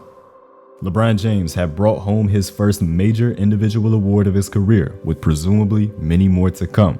But his eyes, and the team's eyes, still on the prize and the pinnacle of basketball. The Cleveland Cavaliers would destroy the Atlanta Hawks in another sweep and another series of winning every game by double digits. LeBron put up 34-8-6 for the series and had led Cleveland back to the conference finals after winning the first 8 games of the playoffs by an average margin of 17 points per game, looking poised for another finals run with only the Orlando Magic still in their way. It was the league MVP versus the Defensive Player of the Year in an electrifying Game 1. Ilgauskas and Varejao are up front. Here's James for three. Yes. Cut the line by West. 3-on-1 develops. James with the stop for 30-17. Howard triple team rejected by James. Howard questions why no foul. James for three. Yes. Playing the clock down. James again. LeBron started off on fire with 26 first-half points to gain control of the game, but the Magic's strong third quarter had brought them right back in it, and it all went down to the wire in the final minutes. 4-point Magic lead. Ilgauskas finding Varejao. Cavaliers can tie or take the lead. Down to 45 seconds to go in the fourth. West for three, and the lead. Alston watched by Williams. Here's Lewis. Yes, and the Magic back up by one. As James to the bucket, draws the foul. The basket counts, and the foul. Pops it out to Turkoglu. Lewis for three. Yes! And LeBron James goes to that basket. And James puts a move on Petrus, who went down. They swing it. Here's West. Not able to hit. Despite 49 points from LeBron James, the Cleveland Cavaliers would lose their first game of the playoffs after a Rashard Lewis game winner. LeBron had to get one back. Just like in Game 1, the Cavs got out to an early double-digit lead in the first half, and they slipped up in the third quarter despite 11 points from LeBron James. It would all come down to who wanted it more in the fourth quarter. Able to take the lead briefly just a moment ago. 86 apiece. Here's Williams for three. Yes! Here's Petrus. Beautifully done by Alston. The Turkoglu. Here's Lewis. And he pushes it back to Turkoglu for three. Oh my. There's LeBron going at Howard. It's a travel. The basket will not count. Down to three. Here's Turkoglu. Yes! With 1 second remaining. A devastating shot for the Cavaliers, maybe a second game winner of the series for Orlando.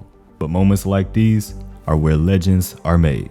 Lewis gets it to LeBron for three for the win. Yes! LeBron James at the buzzer! We just couldn't afford to go down 0-2 in this series.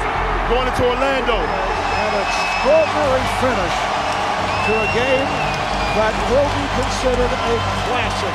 Heading into Orlando, Game 3 saw a back-and-forth first half, but just like the rest of the series, the Magic outplayed Cleveland down the stretch of the game. Despite another 40-point performance from James, it wasn't enough and the Cavs fell down 2-1 in the series, making Game 4 a must-win. Cleveland came out ahead in the first half of that Game 4, but the third quarter woes continued, allowing the Magic right back in with the final moments once again determining the game. Gets it in. Here's Lewis turning and he shoots. Yes! With 4 and 1/10 seconds to go. Here is LeBron. Look out, he's tricked us. With 0.5 of a second to go. To force overtime, it would be 2 LeBron James free throws, a moment to prove himself at the line for all who questioned. At the line is down to 1. And he hits it. LeBron James dominated the overtime period with 10 of the Cavs' 14 points, but ultimately still not enough. 44 points and still coming up short, now facing a 3-1 deficit. With their backs against the wall, Cleveland had to fight for their season at home, and entering the fourth, they found themselves down 1 point in Game 5. LeBron James refused to lose. James goes at Petrus. James with a nice move down by 1. Here's James. Yes! James has Alston on in the crowd, looking for LeBron to go right at him. Spins his way and scores. And here is LeBron. Yes. 2 on the 24. James to the rim. Yes! And the foul! Shot clock to 5. Step back and hits. Behind a 17-point fourth quarter from LeBron James where he made or assisted every single made Cavalier field goal, their season was kept alive to see another day. But the Magic maintained control of Game 6 the entire way through, and the Cavaliers would fall short of their goal yet again. And now, with James's contract expiring in the next offseason, there became a new topic of discussion around his name. LeBron The team is expected to offer you a contract extension this summer. Will you sign it? No, I haven't thought about it. And obviously, it's perceived as being the LeBron James sweepstakes because everybody know that you're going to be available after 2010. It's going to be probably the biggest free agency in NBA history with myself and Dwayne and Omari and Chris Bosh. That's just to name a few. So I think when that time comes, I'm going to make my decision.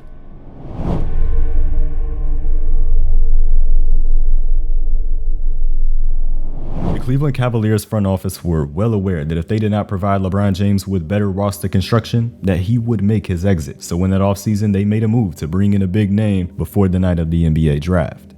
Back on SportsCenter with breaking news, the Cleveland Cavaliers, Phoenix Suns agreeing to a trade for Shaquille O'Neal, sending Shaq to Cleveland in exchange for Sasha Pavlovich and Ben Wallace. So let's forget about the rookies to be who will be drafted tomorrow night, the NBA draft, and let us talk about Shaq. My motto when I heard I was being traded was get a ring for the king. I'm so excited about Shaq. Just something I haven't had in my NBA career is a dominant force in the paint. But little did LeBron James know, he still didn't have that, because 37-year-old Shaquille O'Neal was a shell of his former self. Although this didn't stop Cleveland from having another strong start to their season where James still didn't express any certain commitments to the team. I've been thinking about it lately, and what I'm going to do, I think I'm going to change my number next year. I think no guy in the NBA should ever wear 23. What number will you wear next year? Probably 6, my Olympic number. And what uniform will you be wearing next year? We'll see. Despite all the talks of the 2010 free agency, James and the Cavs still put it all out there on the court, having a 43-11 record by the All-Star break. Around this time was also the trade deadline, where the Cavs wanted to make some improvements, and they had a few offers on the table looking to move on from Zydrunas Ilgauskas. Two of the known packages were as followed. Option 1, Big Z and Drew Gooden for Antoine Jamison and Sebastian Telfair. Option 2, Big Z and J.J. Hickson for Amari Stoudemire. Jamison, a 33-year-old two-time NBA All-Star, was averaging 20-9 on 45% shooting in Washington. Stoudemire, a 27-year-old five-time All-Star, was averaging 23-9 on 56% shooting in Phoenix. Stoudemire was clearly the better option of the two and would be an incredible co-star next to LeBron James, but Dan Gilbert passed on this move for the Antoine Jamison trade as he saw J.J. Hickson as the future of the Cleveland Cavaliers if LeBron James were to leave. And with this decision to pass on a certified star, the odds of that James departure had now increased. The Cavaliers went on to close out the season in their usual winning ways, with LeBron James averaging just shy of 30 points, a career high in assists, and 7 rebounds a game to lead the Cleveland Cavaliers to a 61-win season, again securing the best record in the league for a consecutive year, and another season ending with LeBron James as the heavy MVP favorite. But the biggest threats to Cleveland, the Boston Celtics, were the 4th seed in the East, meaning these two teams would have to meet up early in the second round.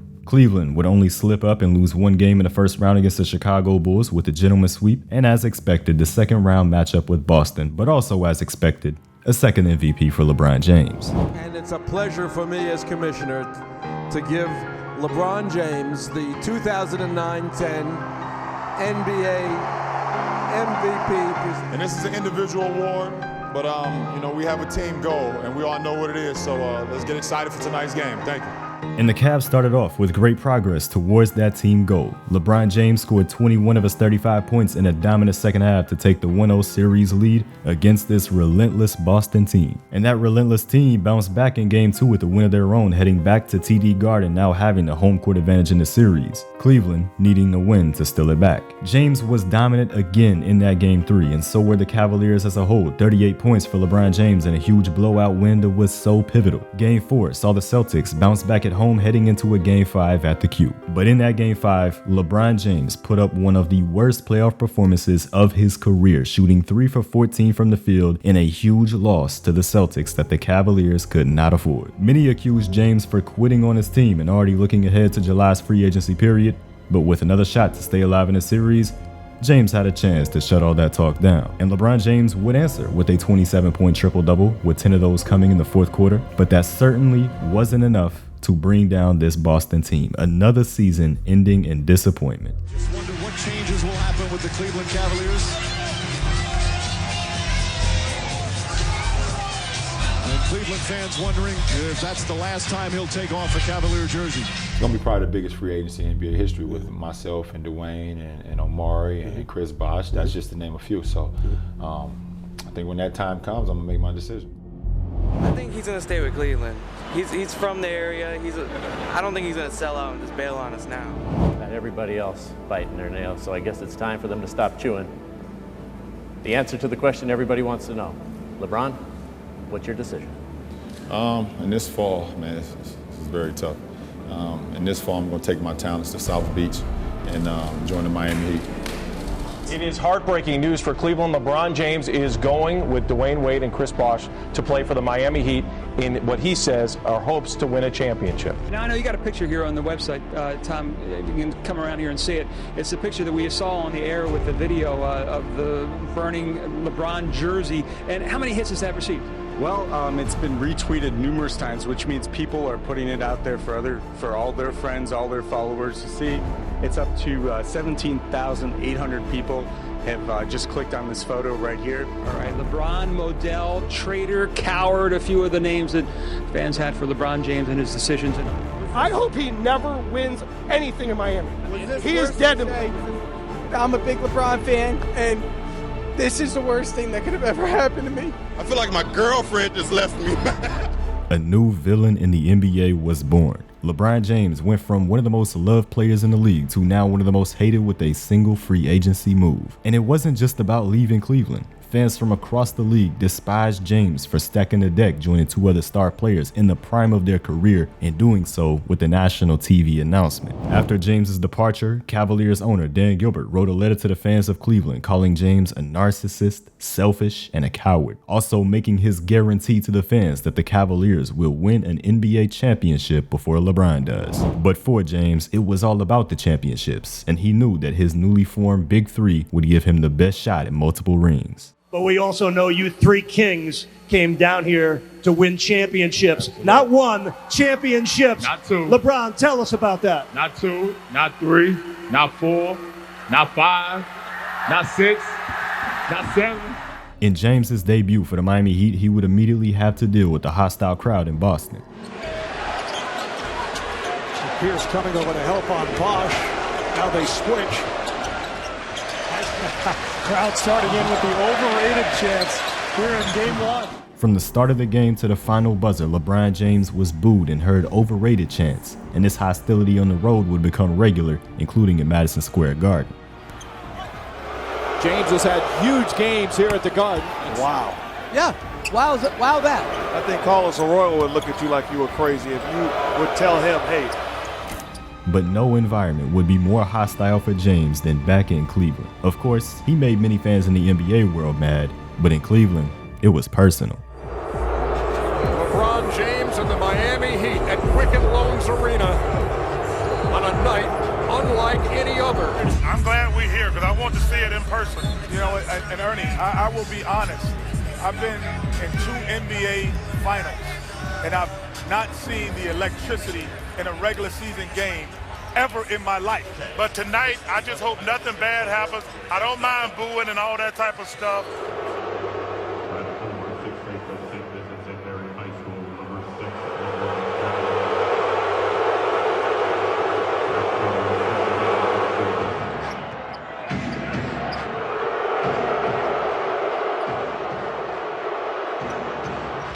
The boos were louder than anything LeBron had ever heard before, but booing could have been the least of his worries. The NBA took multiple precautions for this game, including only serving beverages in paper cups and brought in additional security. But LeBron James thrived off the negativity in the arena, scoring 38 points in a blowout win, embracing what seemed to be his new villain role. You can't go back with your decision, but do you regret how it ended? Would you like to apologize for the way it ended? I don't want to apologize. I think, you know, my intentions was not to hurt anyone. You know, decisions I make, I live with them. In his first season with the Miami Heat, James led the team to a 58-24 record, good for the second seed in the East, behind the Chicago Bulls led by Derrick Rose, who won MVP over LeBron, becoming the youngest to ever win the award. They'd almost certainly be set to face off in the conference finals, but both teams had to get there first. The Big Three Heat, of course, won their first playoff series against Philly, closing it out in 5 games, and in the second round, they would face the hump that James could never get over in Cleveland: the Boston Celtics. James had a quiet 22-point game in the first game of the series, but now in Miami,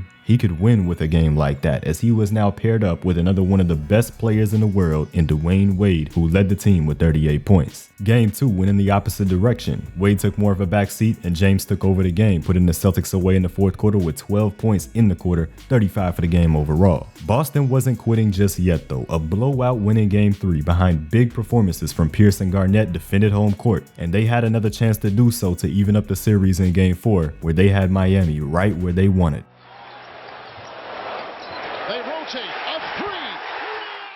But James had a quick response. He's working on Pierce.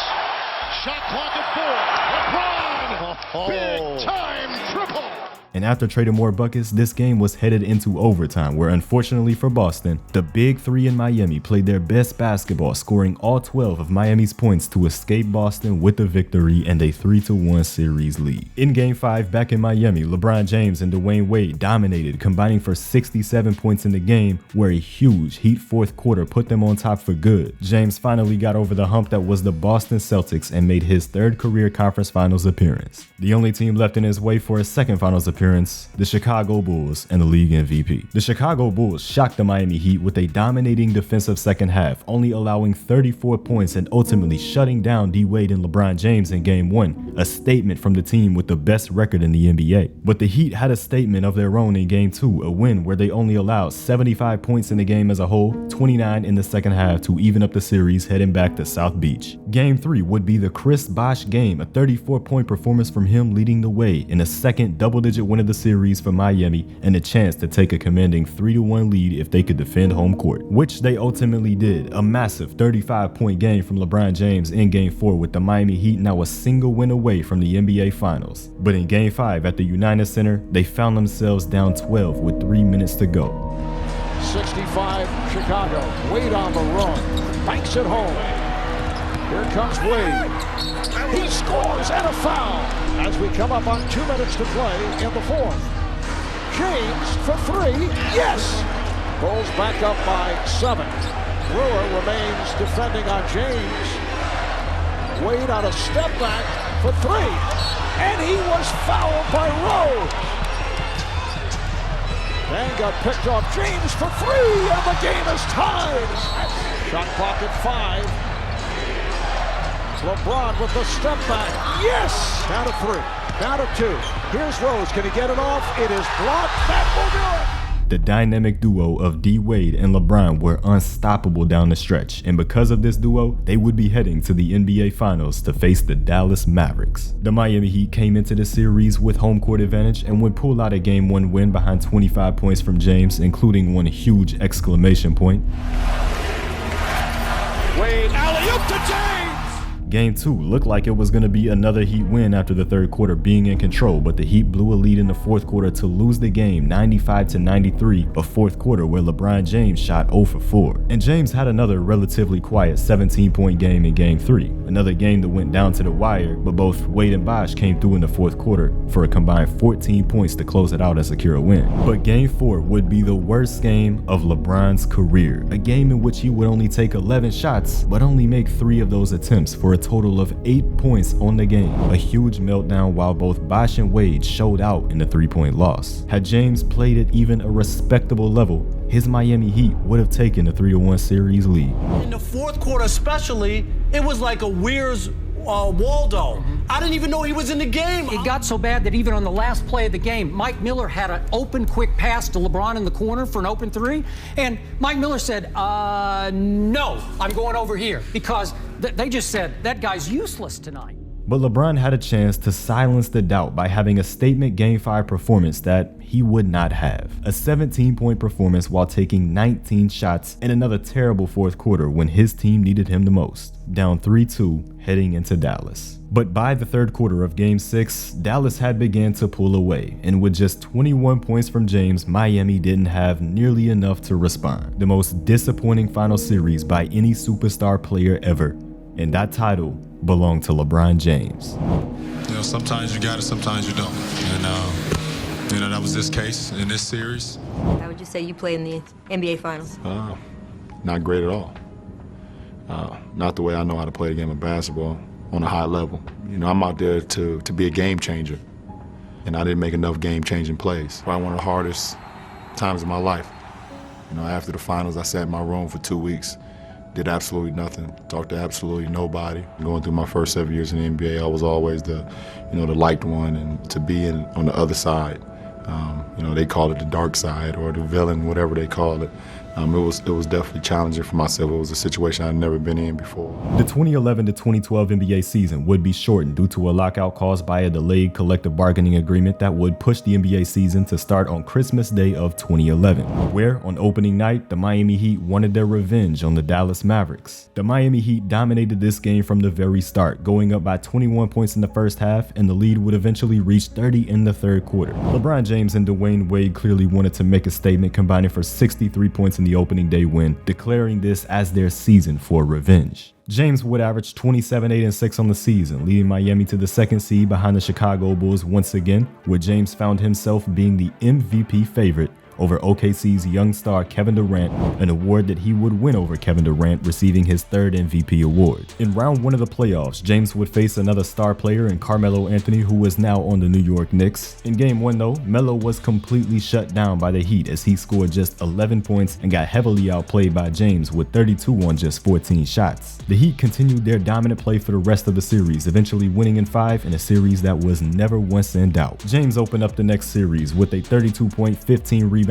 effort to take down the 3-seeded Indiana Pacers in game 1, but in that game 1, Chris Bosh would suffer an abdominal strain and would be out indefinitely as he recovered. The Pacers responded with a strong defensive performance in game 2 to secure a win at South Beach, and they won game 3 in a blowout where Dwayne Wade would only score 5 points. In game 4, the Miami Heat duo of superstars would have to respond with Chris Bosh still out with injury, and they put on a show. A third quarter that shifted the tide in this game, where both James and Wade scored 14 apiece to account for 28 of the 30 points that Miami scored in the quarter. They closed it out in the fourth and evened up the series, heading back to Miami, a combined 70 points in that game for James and Wade. Game 5 would be pivotal in this series, and yet again, LeBron and D Wade came to play this time, combining for 58 points, where a huge fourth quarter would ultimately be what got Miami to pull away in a blowout win to take control. The Miami Heat just needed one more win, and they would get the job done on the road against the Pacers behind 41 huge points from Dwayne Wade and another 28 from LeBron James. They played 5 games in the series without Chris Bosh, but this electric duo was able to do enough to get them into the Eastern Conference Finals to face Boston.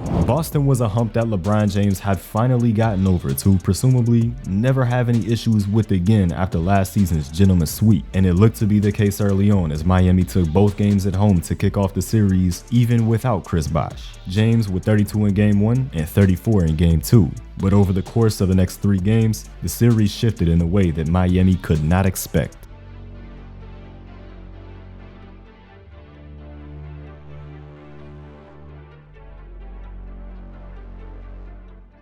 If they get closed out in game 6 or game 7 of this series, it's time to break them up. Detonate.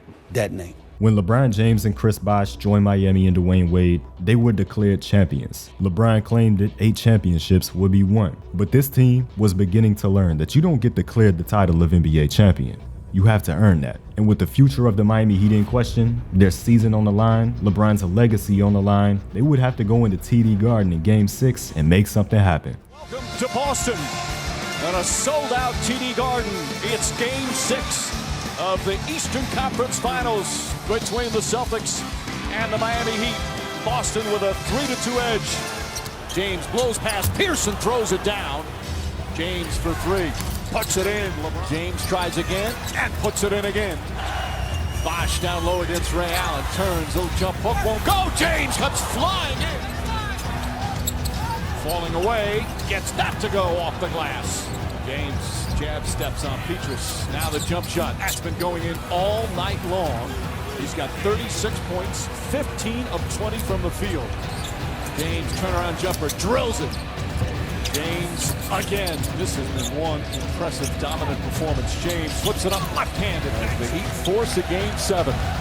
The Eastern Conference Finals all tied at 3 games apiece. What is it like knowing that regardless of what happens with the team, the failure rests on your shoulders?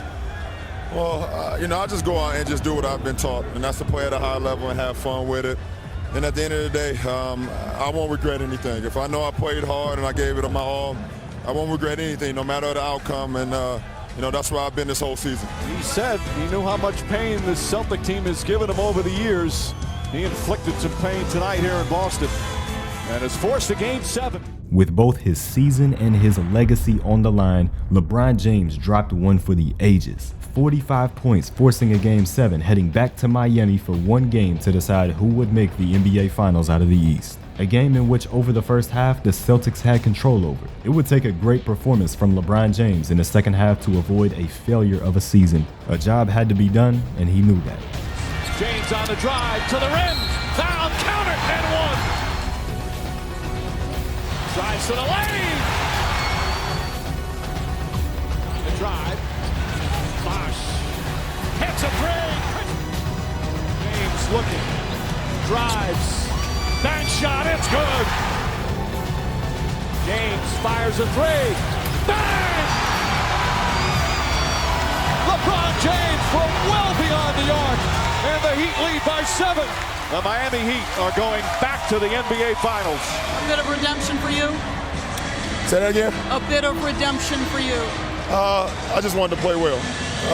This whole season, I got back to what I know I'm capable of doing, and that's having fun with this game, and just believing in myself and my teammates. So I'm happy to be in a good place.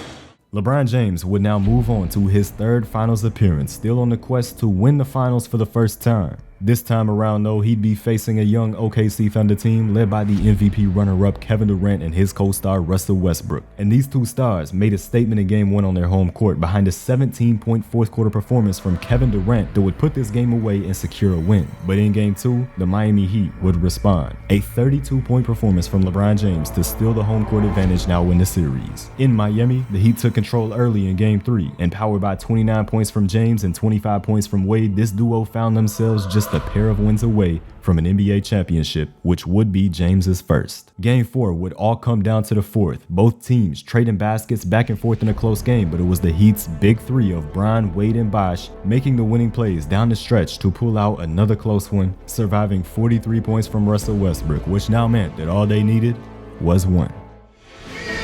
Welcome to the 2012 NBA Finals, the American Airlines Arena in Miami, which tonight could be the site where a champion is crowned. LeBron James and the Heat, one win away from the title they so desperately crave. Durant throws it away to Chalmers. James on the break and the finish. We're midway through the first. James drives right at Ibaka. Counted and a foul. Harden back on James. Quick spin drive right at Perkins and backs it in. James kicks it out. Miller for three. Bang! Stolen by Chalmers. Back to LeBron James. Lays it in. Championship. Wade throws it to James down the lane. Layup. Banks it in. Here's Durant. Stolen again in the open floor. Wade sidestep. Westbrook. Banks it in. And a foul. With a 26-point lead late in the third, it was already clear the Miami Heat were winning the NBA championship. LeBron James finally got one. LeBron James captures that elusive title he so desperately coveted. Well, this finally put an end to all the criticism. In today's world, perhaps not, but even anybody that's ever rooted against him, and you love the game of basketball, you've got to respect and admire what LeBron James brings to the court every time he steps on the floor. When the clock hit triple zeros, what's the first thing that ran through your mind? It's about damn time.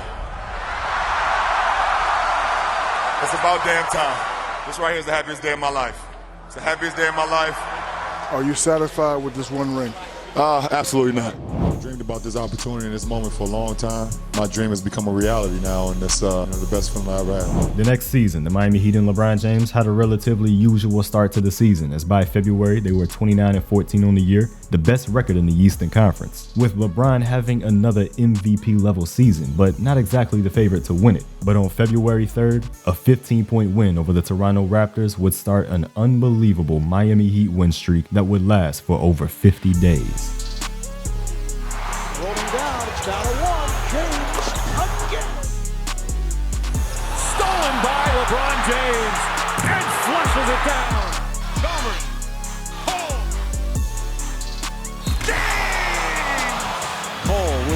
to James. Alley-oop.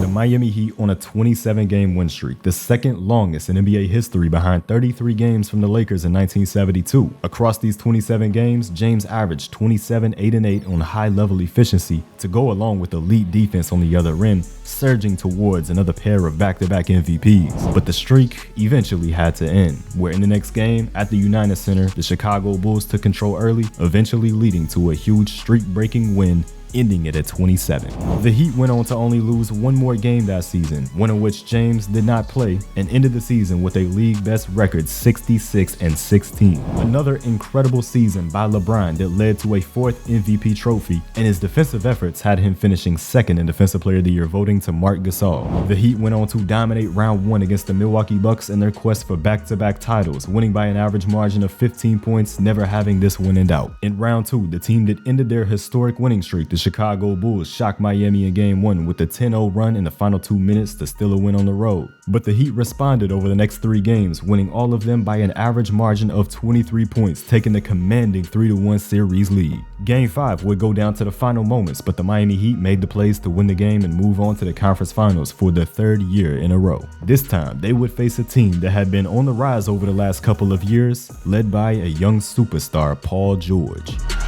Ball's deflected away. West. George fires for the tie. Oh, got it! George and James had gone back and forth in this one, which eventually went into overtime, but after a go-ahead free throw from PG, Miami still had a shot to win the game. Battier gets it in. Here's James on the drive for the win! Another big moment late in the game for LeBron, but this Pacers team, especially Paul George, made a statement that they belonged in the conference finals. LeBron James would drop a 36-point performance in game 2, but the Pacers continued on their statement from the last game, especially Paul George.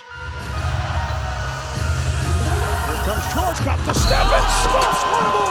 We are seeing a superstar in the making here with Paul George. The Pacers pulled out a close win in Game 2, heading back to Indiana, but in Game 3, the Miami Heat had a perfect all-around game which led to an 18-point blowout win, taking a 2-1 series lead. Game 4, though, was where the legend of Lance Stephenson, a new pest for LeBron, became a part of history. Lance Stephenson annoyed the Miami Heat all game and dropped 20 points in a close win where PG struggled. Game 5 back in Miami would be a huge one, with both teams having a chance to take the most pivotal game of the series. Both George and James had strong performances, but it was the 30 points from LeBron that prevailed in a low-scoring game. But PG wasn't going down that easily. Another low-scoring affair in Game 6, but it was Paul George behind 28 points that would force a Game 7, a second year in a row where Miami would have to win a Game 7 in order to reach the NBA Finals. LeBron made sure that it was never in doubt. Chalmers passed out of 3 on the drive.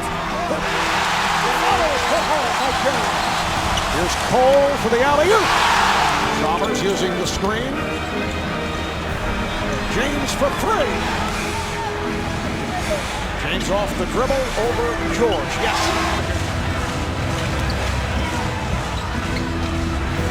Cole for 3. Yes. A 32-point Game 7 performance to put the Miami Heat right back in the NBA Finals, where James found himself against another familiar opponent, the San Antonio Spurs. But this time, James had a squad of his own with him. Game 1 would be a close battle, but the 2007 Finals MVP Tony Parker reminded LeBron of old times. 7th Miami turnover. Parker with a spin move. Oh, what a pretty play.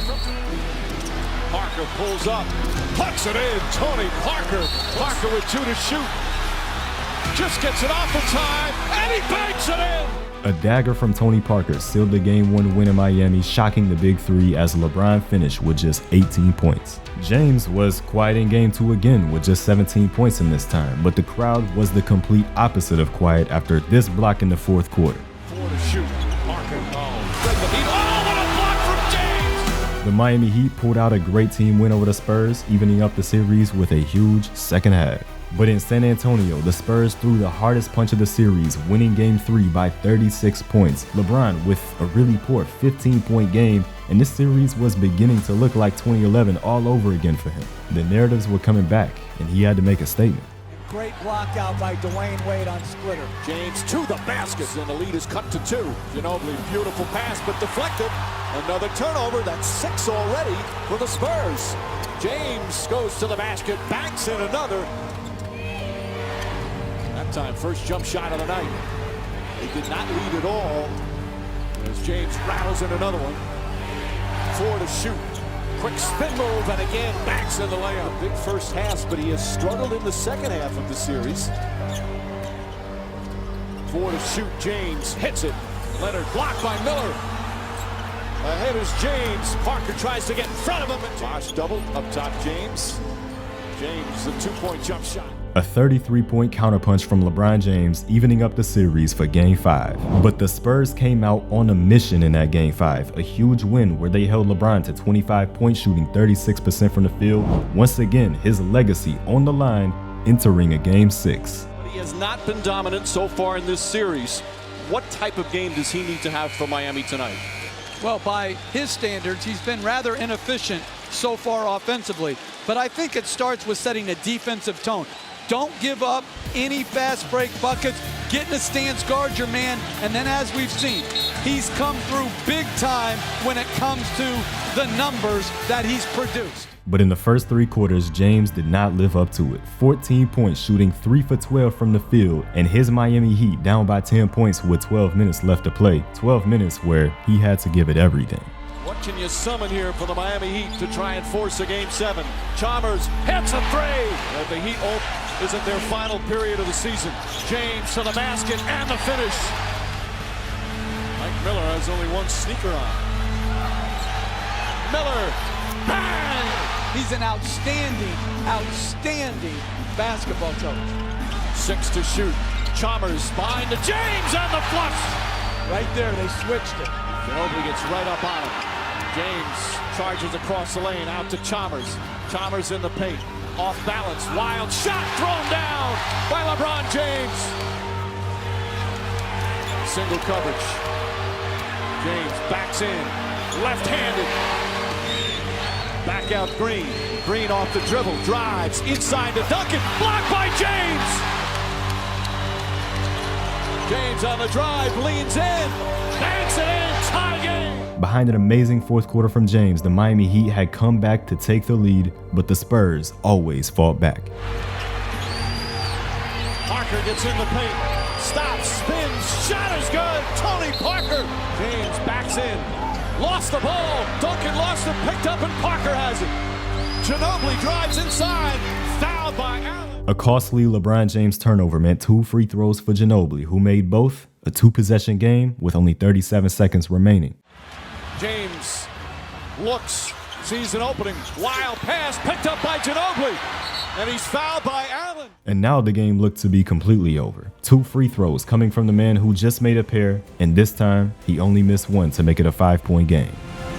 James catches, fires a 3, way off, rebound tipped, still loose, picked up by Miller, back out to James, another 3, it's good, James knocks it down. With very limited time to work with on the clock, Miami had to play the foul game where they sent Kawhi Leonard to the line, who missed the first and made the second. A 1-possession game now for Miami, a possession that they had. James catches, puts up a 3, won't go, rebound Bosh, back out to Allen, his 3-pointer, bang! Tie game with 5 seconds remaining. LeBron James brought his team back in the fourth, and Chris Bosh and Ray Allen made the final plays to send this game into an improbable overtime period. In overtime, the Heat and Spurs went back and forth, but it was the huge defensive plays by Miami that was still a win and forced the Game 7 in Miami for the NBA title. With his back against the wall in a series where he struggled, James had proven all the doubters wrong, but he had to do it one more time for it to really mean something. Dwayne Wade, who looks energetic. And a foul! But the ball's come to a stop a lot more. James for 3! Ray Allen kicks it out. James sets 3-pointer. It's good. James steps wide open for 3. That's 3 3-pointers for LeBron James. Allen off the screen. James will try another 3. Puts it in! Ray Allen and James. Again, look how far off they're playing. He'll try it again. It's good! LeBron James fired up right now. James pulls up, puts it in. Shot clock at 5. James puts it up, knocks it down. 6 to shoot. James, it's good. Throws it back out, stolen by Chalmers. Here comes James, drives, kicks out Battier for 3. Bang! James pulls up, puts it in, 35 for LeBron James. It's back-to-back titles for the Heat. The 2013 NBA championship resides once again in Miami. LeBron, you are constantly faced with the din of noise from the outside, scrutiny and pressure. How, when everybody is coming at you, do you keep your head and perform at the level you do? Listen, for me, I can't worry about what everybody say about me. I'm LeBron James from Akron, Ohio, from the inner city. I'm not even supposed to be here. That's enough. Every night I walk into the locker room, I see a number 6 with James on the back. I'm blessed. So what everybody say about me off the court don't matter. I ain't got no worries. LeBron James has cemented himself as one of the great players of all time. LeBron James has led the Heat to back-to-back NBA titles, but when asked about being a free agent next summer and where he could possibly end up, LeBron told our Chris Broussard, "I have absolutely no idea." LeBron James, Dwayne Wade, and Chris Bosh all have the option of opting out of their contracts after next season. Chris Bosh and Dwayne Wade will not opt out because they want to stay in Miami. LeBron James may decide to join them by opting in. Miami and Cleveland are ahead of the curve. Anybody else on the map is a distant second to those two teams. In a turn of events that was completely unexpected years ago, the door was open for LeBron James to possibly return to Cleveland in the 2014 offseason. Months before, during their huge win streak, a fan in Cleveland ran onto the court up to LeBron James. To everyone's surprise, the fan didn't have any negative intent. Wearing a shirt that said, "We miss you on the front," in 2014, come back on the backside. He said he missed me and come back, please. And I didn't have much time to say much to him because, the security got to him. But, I patted him on the head. But LeBron James kept his focus on the season like he always did, with the goal to win another NBA championship. The Heat had a down season compared to the last year, winning 54 games this time around, and the biggest story of that season was Wade dealing with injuries. He only appeared in 54 games and averaged under 20 points per game for the first time since his rookie year. James still had an eventful season, putting up his usual MVP numbers, but being second in voting behind Kevin Durant. In March of that year, James would also put up the biggest regular season performance of his career.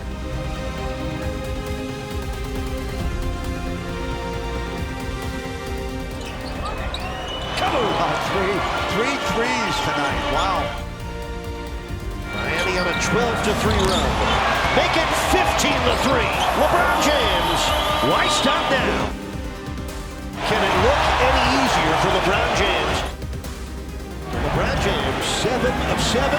Can he do it again? Yes! 8 for 8 from Kaboom Town. James off the spin for the record. LeBron James has a Miami Heat record. The first 60-point game in Miami Heat history. Despite everything with Wade's decline, the Heat still made a push to the Eastern Conference Finals in the 2014 playoffs, getting past the Bobcats and the Nets, just losing one game along the way. But their opponent in those conference finals, the same as last year, the Indiana Pacers, led by an even better Paul George, who secured the 1 seed this year. And they started off the series with a Game 1 win, powered by 24 from George and 17 from Lance Stephenson. Stephenson had another good game with 25 in the next game, but a 16-point second half from LeBron James secured a close one for the Miami Heat. 26 points from James and 23 points from Wade was enough for a Game 3 victory in Miami, and the Heat took a commanding 3-1 series lead behind 32 points from LeBron James. Indiana would host Game 5, where LeBron James had a horrible night, shooting 2 for 10 from the field and only scoring 7 points, a career low for him in the playoffs. He was clearly bothered by Lance Stephenson. Including this, flowing in the ear of LeBron James, and James' reaction, he can't believe it. In Miami for Game 6, the Heat would put an end to this series. They ended the first half up by 26 points and maintained their lead the entire way through to make yet another NBA Finals appearance, where once again it was the San Antonio Spurs. But in this series, the Miami Heat were completely outmatched, a gentleman's sweep where the Spurs picked the Heat apart, passing the ball 472 more times in the series than Miami. James still had a strong individual series, putting up 28 points per game on 57% shooting, but they didn't have enough as a team, which motivated him to make yet another decision. You know, we went to 4 straight finals in 4 years, and you know, that's the last thing we're thinking about is what's going on this summer. We have confirmed that James has decided to exercise his early termination option in his contract, which would make him a free agent on July 1st. Oh, Andy Schultz, this is something. In what was speculated as a move to put pressure on the Miami Heat, other teams around the league were scrambling to make their pitch to LeBron James. The Houston Rockets, Chicago Bulls, LA Lakers, LA Clippers, and many other teams, including the Cleveland Cavaliers. But LeBron James was silent. Knows there's been no indication that this is coming. I mean, I know you feel like it's going to happen, but there's been no indication that he's made this decision. Well, LeBron has not said a word. Rich Paul has not said a word publicly. So they may genuinely be deliberating over what they're going to do.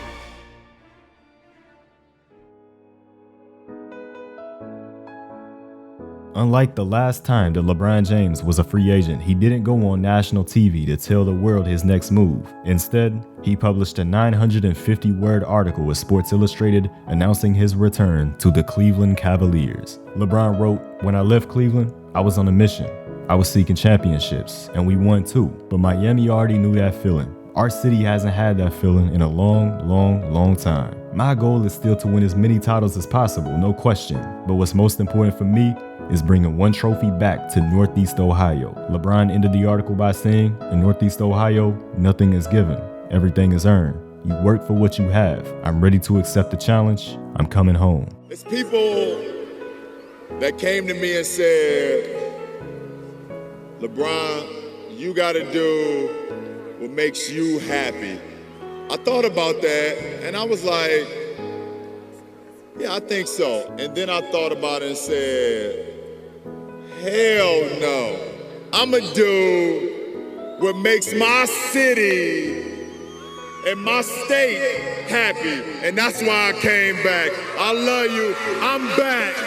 LeBron James was back home where it all began. He and Dan Gilbert forgave each other to come together and complete the goal, bring the first NBA championship to Cleveland. And ever since LeBron left, a lot changed in Cleveland. They only won more than 30 games once out of the 4 years where James was in Miami, but that meant a lot of draft capital. They turned first-round picks into Tristan Thompson, Dion Waiters, Anthony Bennett, and of course, the rising star, Kyrie Irving. But the Cavaliers also had the first overall pick in the 2014 NBA draft, where they would select Andrew Wiggins, who had gained the nickname Maple Jordan. After the signing of James, though, the Cleveland Cavaliers lined up a trade to send Wiggins to the Minnesota Timberwolves for a third star, Kevin Love. Cleveland had given James a roster in his first year back that was significantly better than any team that they gave him in his first 7 years of his career, preparing for a run to win an NBA championship.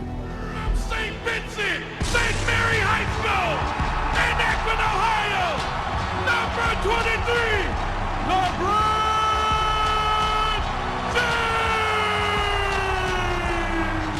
His second run with the Cavs started off with a 53-win season, averaging 25-7-6 to secure the 2 seed, while his 22-year-old co-star Kyrie Irving put up 22 a game. To improve their roster, Cleveland made a mid-season move to acquire Iman Shumpert, Timofey Mozgov, and J.R. Smith from New York. They were all in. And in the first round of the NBA playoffs, the Cleveland Cavaliers and LeBron James faced a familiar foe with not-so-familiar faces in Boston. This was an underwhelming Celtics roster that the Cavs handled in the first 3 games to take a 3-0 series lead, but in Game 4, an event that would have impact on the Cavs for the remainder of the playoffs. Free for 3. Olynyk and Love fighting for it.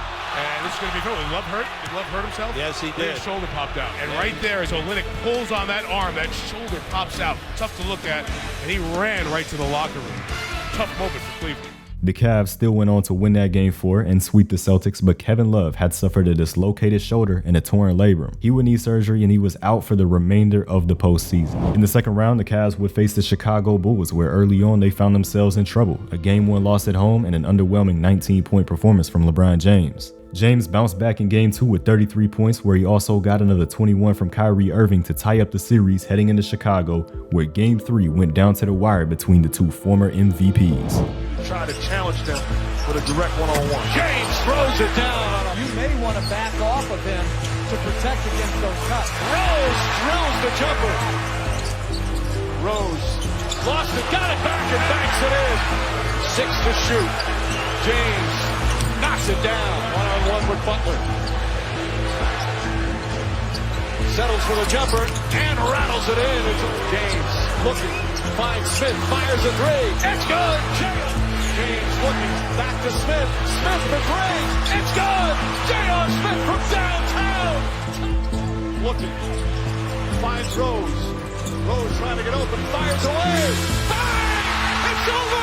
The Bulls win at the buzzer. Derrick Rose got the best of LeBron James in Game 3 and took a 2-1 lead in the series. Game 4 was looking like it would be a similar story as the Cleveland Cavaliers were down 7 points entering the fourth quarter, but the Cavs stormed back into the game to make yet another interesting fourth quarter in Chicago. Smith tries again and hits again. J.R. Smith.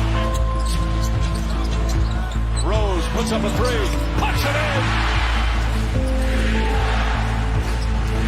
James the drive and the finish. They do not have timeouts remaining. Rose on the crossover, drives, layup, it's good. Tie game with 8.4 left. 1.5 remaining. James for the win. It's good. LeBron James at the buzzer. Stuns the Chicago Bulls, and the series is tied at 2 games apiece. Back in Cleveland for Game 5, LeBron defended home court with 38 points, including an incredibly clutch block on a shot by Derrick Rose that may have tied the game. But the Cavs needed just one more to make the conference finals, where they came together with a great team performance, blowing out the Chicago Bulls on their home floor. However, early in that game, Kyrie Irving, who was already playing through some minor lower body injuries, aggravated his leg and exited the game in the second quarter. Both of LeBron's co-stars now with injury concerns heading into the Eastern Conference Finals against the 60-win Atlanta Hawks, who had 4 players selected to the All-Star team. But Irving was still playing Game 1 despite the concerns. James recorded 31 points in Game 1 to still win on the road in Atlanta, but heading into Game 2, it was announced that Kyrie Irving would not play as he dealt with some serious knee discomfort. Now LeBron found himself almost all alone, no co-star available, but he still went on to dominate the game, 30 points in a win, taking a 2-0 series lead to Cleveland. Still without Irving in Game 3, LeBron dropped a monster triple-double in regulation, but the game would head into overtime where Cleveland found themselves down with under a minute to go. James on a fade. Rebound, Thompson back to LeBron. Fakes the three, then shoots it in. He stays back and let LeBron come through. And here comes James. And he goes looking for a three. Here it is. Not able to hit. Comes to no side, gets it back to the corner. This for the tie. It's all over. LeBron James recorded 37 points, 18 rebounds, and 13 assists in a huge game to take a 3-0 series lead, leaving everything out there on the court.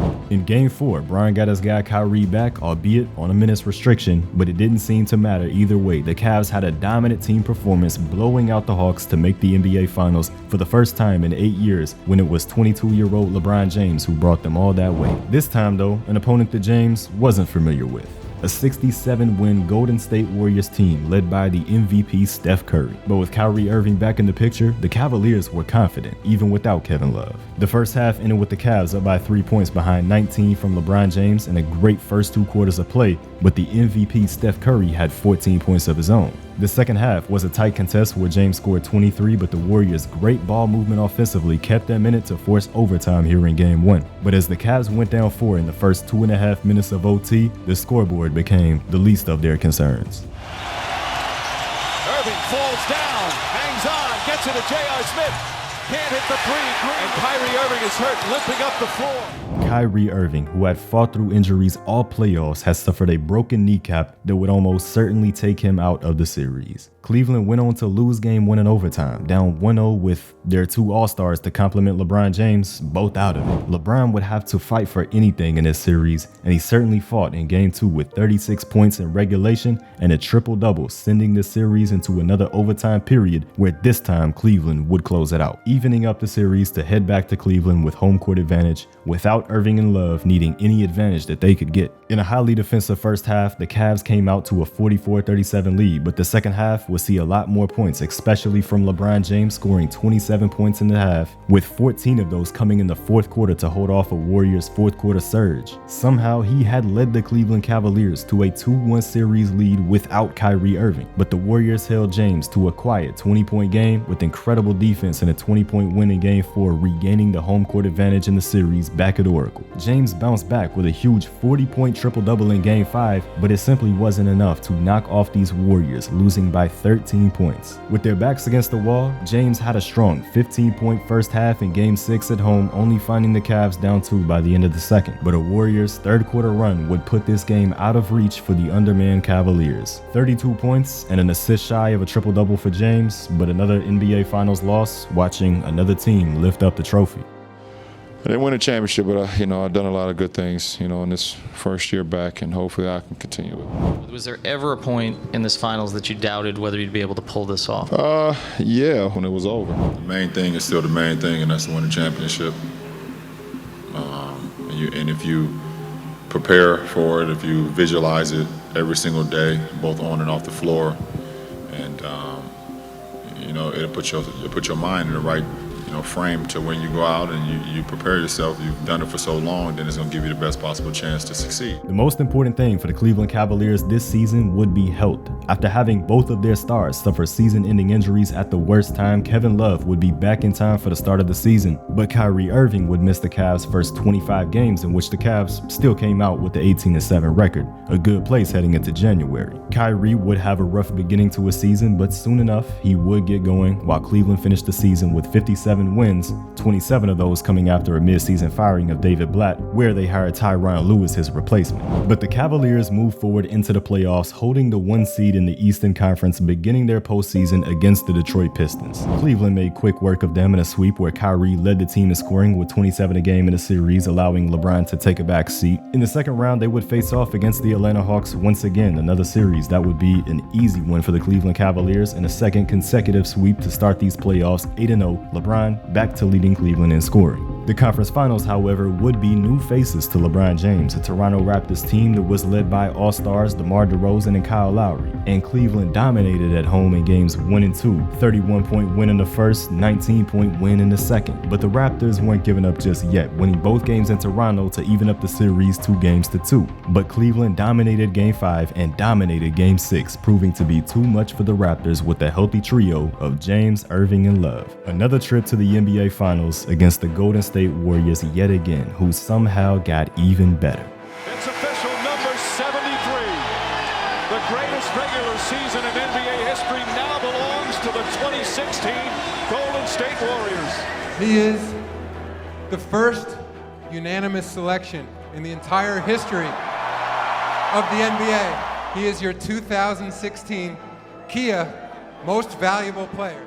But in Game 1, the unanimous MVP, Steph Curry, struggled, scoring just 11 points, and the Warriors' second leading scorer on the season, Klay Thompson, scored just 9. But 7 Warriors scoring in double digits, including 20 from Sean Livingston, got them a 15-point Game 1 win. In Game 2, the Warriors dominated the Cavaliers from start to finish, a 33-point victory. This team won 73 games in the regular season, and they were certainly playing like it, but the Cavs were headed back to the Q, where they hadn't lost a single game all postseason. And Cleveland threw a huge punch right back at the Warriors in a 30-point win of their own. 32 points from James, 30 points from Kyrie to keep their season alive. But Stephen Curry ripped the hearts out of the Cavaliers fans in Game 4, delivering 38 points to hand Cleveland their first postseason loss at Quicken Loans Arena. But this game got chippy.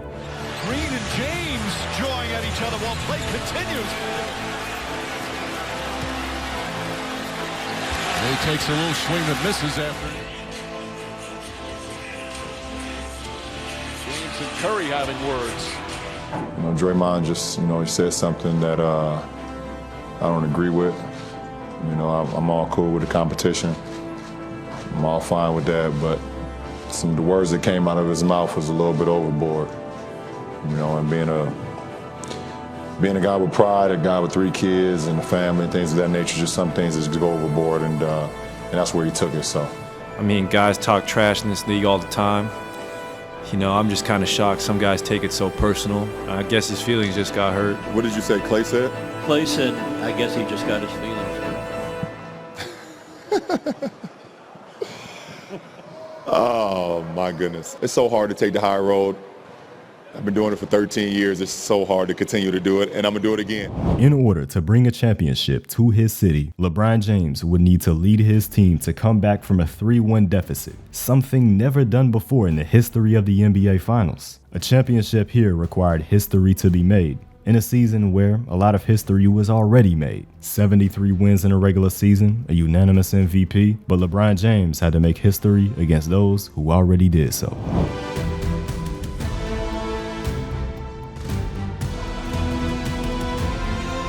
Livingston sees an opening and throws it down.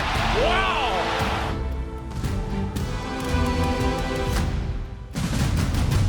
James fakes, James drives, James finishes. Gets inside, layup blocked by James. Steps back, he tries another three.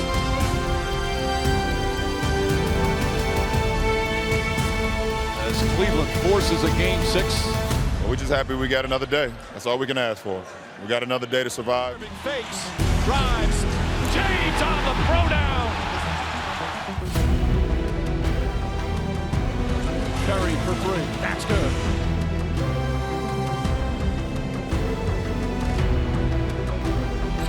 Alley-oop to Thompson. Thompson fires away.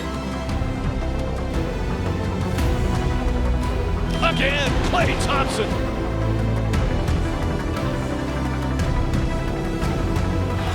To James!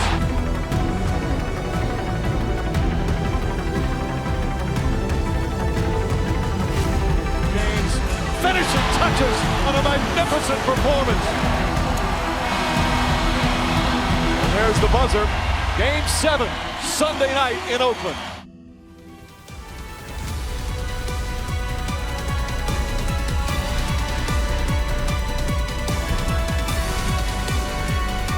Right through the hands of Curry. James! Kyrie Irving. Curry crossover, three-pointer. Iguodala to Curry, back to Iguodala, up for the layup. Oh, blocked by James! Irving and Curry, one-on-one. Irving puts it up.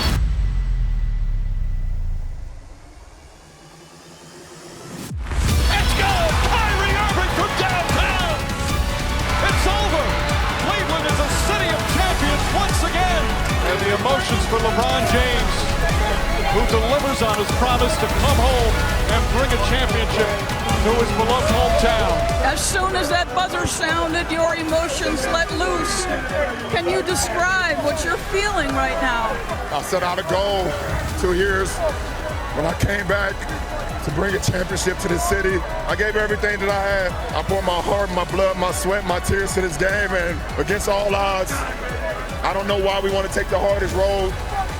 I don't know why the man above gives me the hardest road, but it's nothing the man above don't put you in situations that you can't handle. And I just kept that same positive attitude, like instead of saying why me, they're saying this is what he want me to do. And Cleveland, this is for you. LeBron, you won 2 titles in Miami, and I know they meant the world to you. Why does this one feel different? I'm home. Us to be able to end this drought. Our fans deserve it. They deserve it, and it was for them. After delivering on his promise to Cleveland, LeBron wanted nothing more but to do it again. And of course, that was the goal. But in the offseason came a move that would completely shift the landscape of the NBA. Where should Durant play next season? Oklahoma City, without a doubt. And LeBron gave him the perfect reason why. LeBron showed him over the past week where his rightful home is, where he should win, or at least attempt to win, his NBA championship. And that is Oklahoma City. Stephen A., the news again coming in moments ago, Kevin Durant heading to the Golden State Warriors. How are you viewing this move from Durant?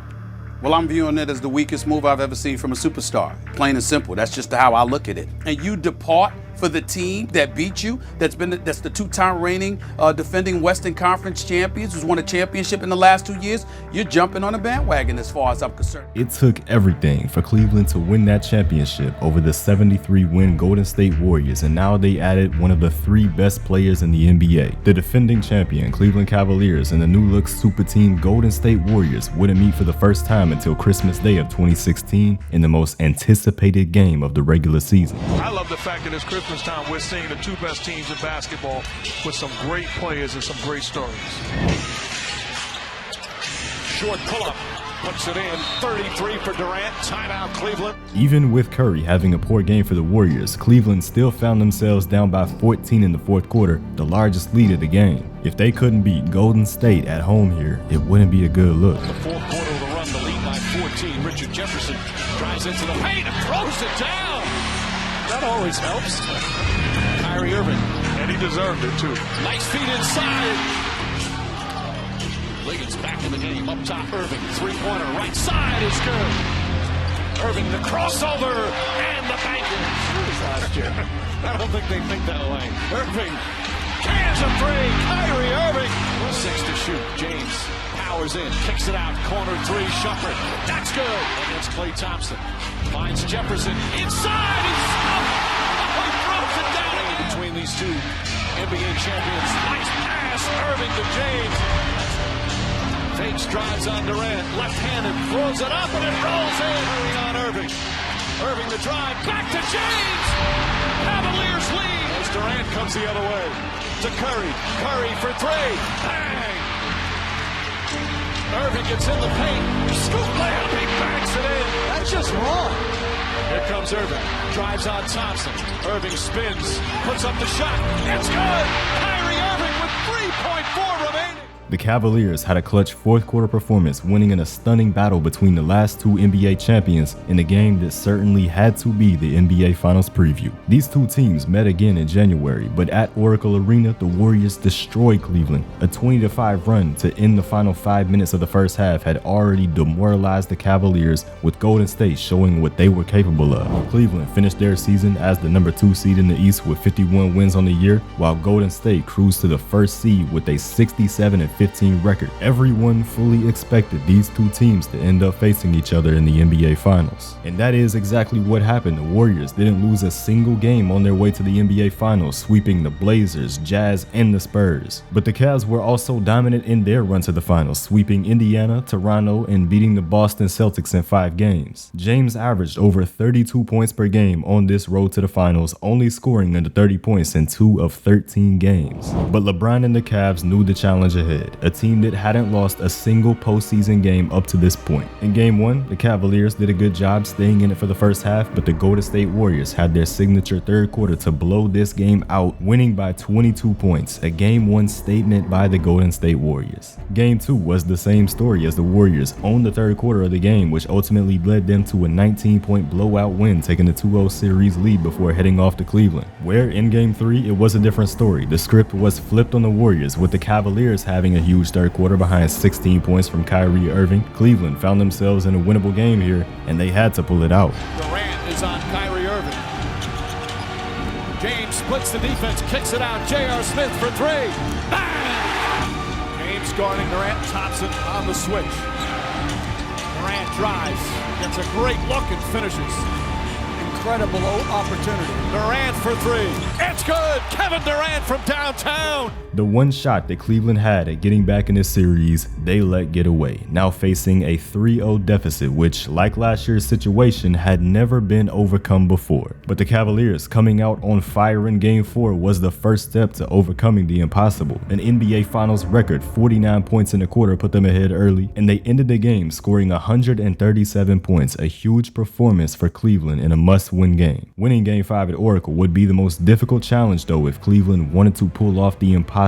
Entering the fourth quarter, they found themselves in a winnable game, only down by 5 points. LeBron wanted it bad. Durant gets to the rim, left-handed reverse off the glass. Still plenty of time remaining. James out to Korver. Korver for 3 is good. Tipped and taken by Love. James fakes a 3, drives into Iguodala. Powers in and finishes. Nice feed. Will the Cavs have another run in them? James drives, spins, and gets to the rim without any problem. James looks over the clock.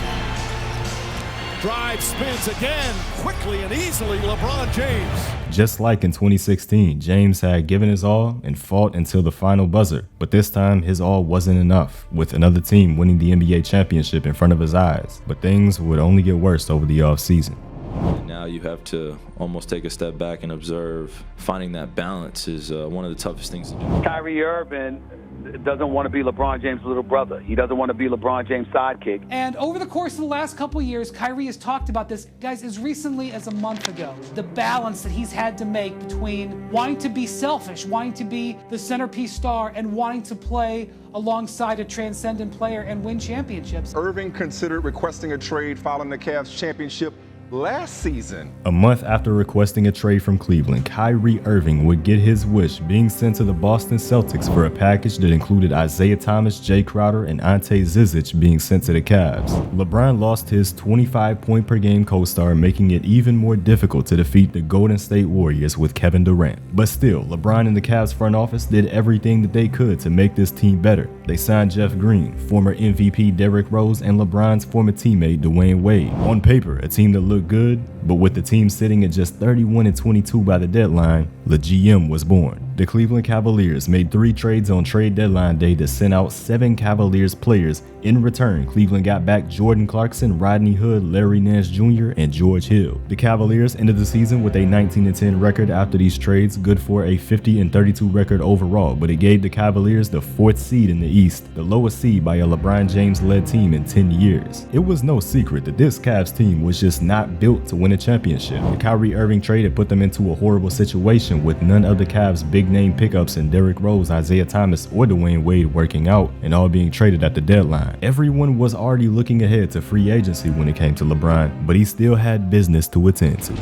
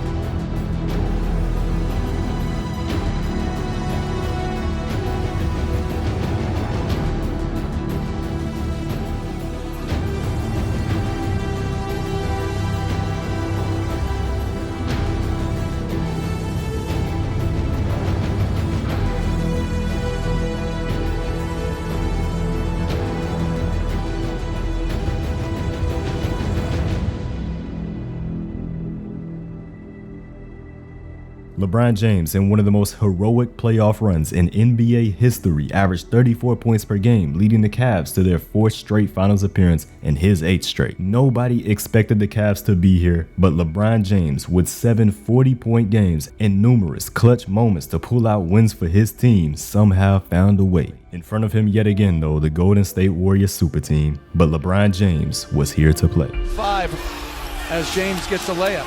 Durant lurking to help. James, hot step, 3-pointer's good for Klay Thompson as he goes back to the locker room. David West was following his teammate. James pull-up jump shot, that's good. Well, it's great to see him back on the floor. James drives past Livingston and throws it down. James with West isolated on him. Steps back, that's a two-pointer. That's good. Game 7 Boston, Game 7 Houston. James drives and finishes. Sitting down, an eventful 6 minutes for McGee. As James sets and fires and nails the three-pointer. James fires a three. That's good. LeBron James from way downtown. I'm shocked you downplayed Savannah. He said she was all city. James again from downtown. James drives and finishes, giving him plenty of room. James drives on him, layup off the glass, banks it home. 40 points for James. We get under 3 minutes remaining. James drives past Curry, gets inside and throws it down. Picks up James, 8 to shoot. James drives, shot blocked, count it, and one. He decides not to take a timeout. James drives, double clutches, and puts it in. 49 for James. LeBron was a man on a mission, possibly a few possessions away from nearly single-handedly beating this Warriors team in Game 1, but the events that unfolded were simply inexplicable. James pass inside on a foul call on Tristan Thompson. He held George Hill. Big free throws here.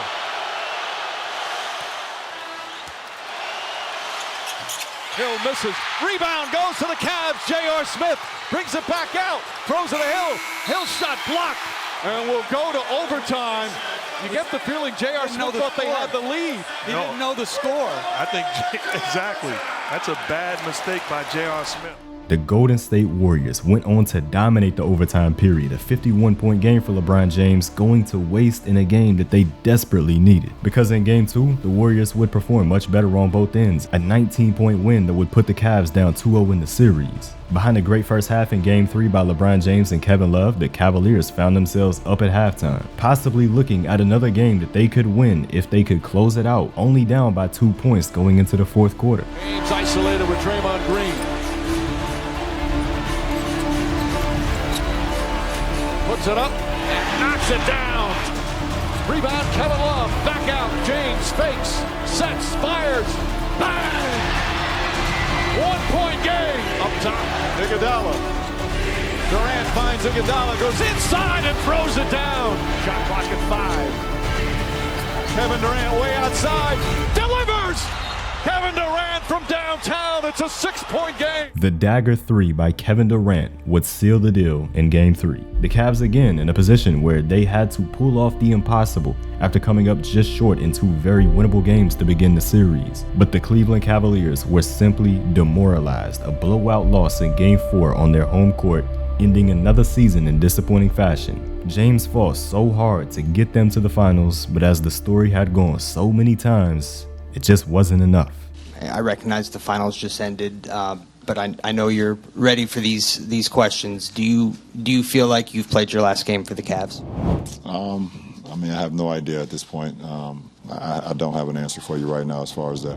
Breaking news, breaking news, breaking news. LeBron James will not pick up the option on the final year of his contract with the Cavaliers and will become an unrestricted free agent today. LeBron James was back in free agency for the 3rd time in his career, but this time he said he wasn't taking any elaborate pitches from teams. At this point of his career, the right decision would be about what was best for his family and his kids. There were a number of options for James, including heading back to Miami, going to the Spurs or Rockets in Texas, but the 3 main players in this free agency would be the Philadelphia 76ers, Los Angeles Lakers, and Cleveland Cavaliers. But again, as James made clear, this move would be about his family. We've got breaking news. LeBron is a Laker. LeBron James is a Los Angeles Laker for what ought to occupy the final act of his NBA story. The game's biggest name in the NBA's biggest market, LeBron James in Los Angeles would be a move of so much significance, but the media had their own narratives about this move. LeBron James, Los Angeles is out of the championship business. LeBron James came here for Hollywood. That's not why he's here. Why is he here? He wants to be a 6'8" Kevin Hart. LeBron is making a mistake. Focus on basketball and forget about the Hollywood. So he can't do that, huh? No, he can't do both. No, he can't. The motives of LeBron James were now in question. Did he even care to win anymore? Only time would tell. The Lakers began their season well with a 20-14 record by Christmas, in a good spot to make the playoffs even with a young roster that included Brandon Ingram, Lonzo Ball, and Kyle Kuzma. But on Christmas Day at Oracle Arena, LeBron James would experience something that he hadn't yet experienced in his career up to this point. An injury that would set him back and cause an absence of more than 15 games in a row. During this stretch without LeBron, the Lakers dropped to 26-25, now finding themselves 2 games outside of the playoffs. But in late January, an Anthony Davis trade request from the New Orleans Pelicans would find a way to have an impact on the Lakers season, as the Los Angeles Lakers and all of their young talents were continuously traced to the superstar big man. It was no secret that the Lakers were making offers to the Pelicans before the trade deadline, but the Pelicans wanted a lot more for Davis than what the Lakers were willing to offer, so nothing went through, and the Lakers kept their same team to push for the postseason. In March though, LeBron had the chance to reach a huge milestone in his career, passing his idol Michael Jordan on the all-time scoring list. Led by LeBron James, who is 13 points away from passing Michael Jordan on the all-time scoring list. Appreciation for one another, and you don't forget it. Here's James with the fall away, gets the bounce. James catches it deep and scores. He's got 10. Here's James facing up now on Craig. James falling away, hits it, and ties Jordan. Gets it to James. LeBron takes it to the rim and finishes with the left, and he's fouled. The legend of LeBron continues. He moves past his idol, MJ. Very emotional. LeBron James for a good minute and a half, 2 minutes during the timeout, realizing what he just accomplished. The guy he grew up wanting to be, he just passed. But after this, it was back to putting focus on making the NBA playoffs. However, with all the injuries that this team suffered this season, James missing 27 games, Brandon Ingram missing 30, and Lonzo Ball missing 37, this team would fall short of doing so. But there was a huge offseason coming up. With the Lakers missing the playoffs, it's the first time since 2005 that we haven't seen King James in the playoffs. Celtics and Lakers are engaged in trade discussions for the 26-year-old six-time All-Star. Adrian Wojnarowski has been reporting that the Pelicans hope to trade Davis before the NBA draft, which is now 8 days away. Where do they stand in these trade talks? Los Angeles has put in their offer Lonzo Ball, Brandon Ingram, the 4th pick in next Thursday's NBA draft. Those are the players involved in the discussion so far. There's good news and bad news for Lakers fans. The good news is that the New York Knicks, who could have bid against them strongly with their number 3 draft pick, appear not to be heavily involved in these talks right now, which means they look to be focused on RJ Barrett at number 3 and moving forward from there. The bad news for the Lakers is that the Pelicans still don't like their offer. I don't think they were ever serious about doing it in February.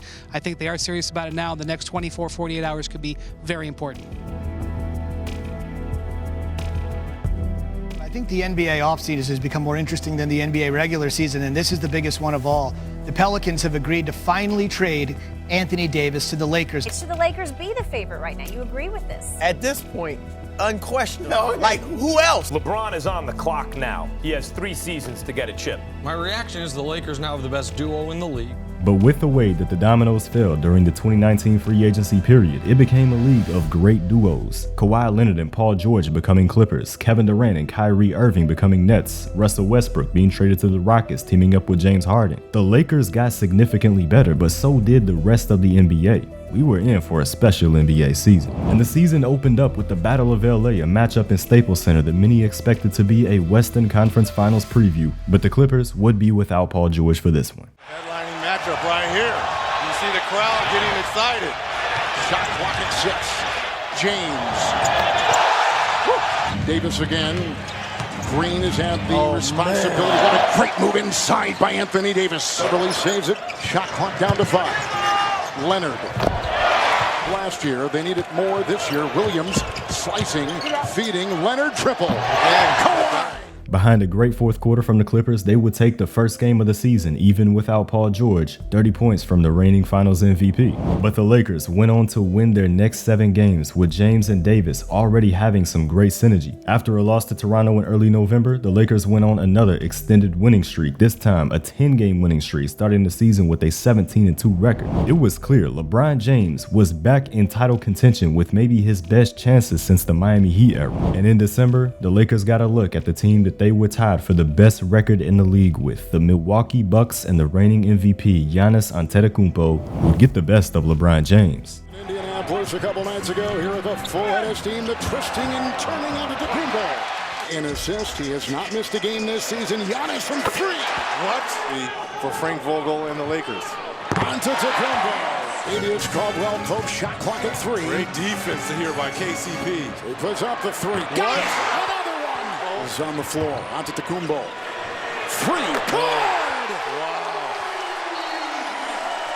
I mean, you've got Giannis out here looking like he's Ray Allen. The 24-year-old reigning MVP of the league made a statement against James and claimed to take his crown as the king. But as LeBron James began playing even better into the next few months, it became an MVP race between these two players, with 10 years separating them in age.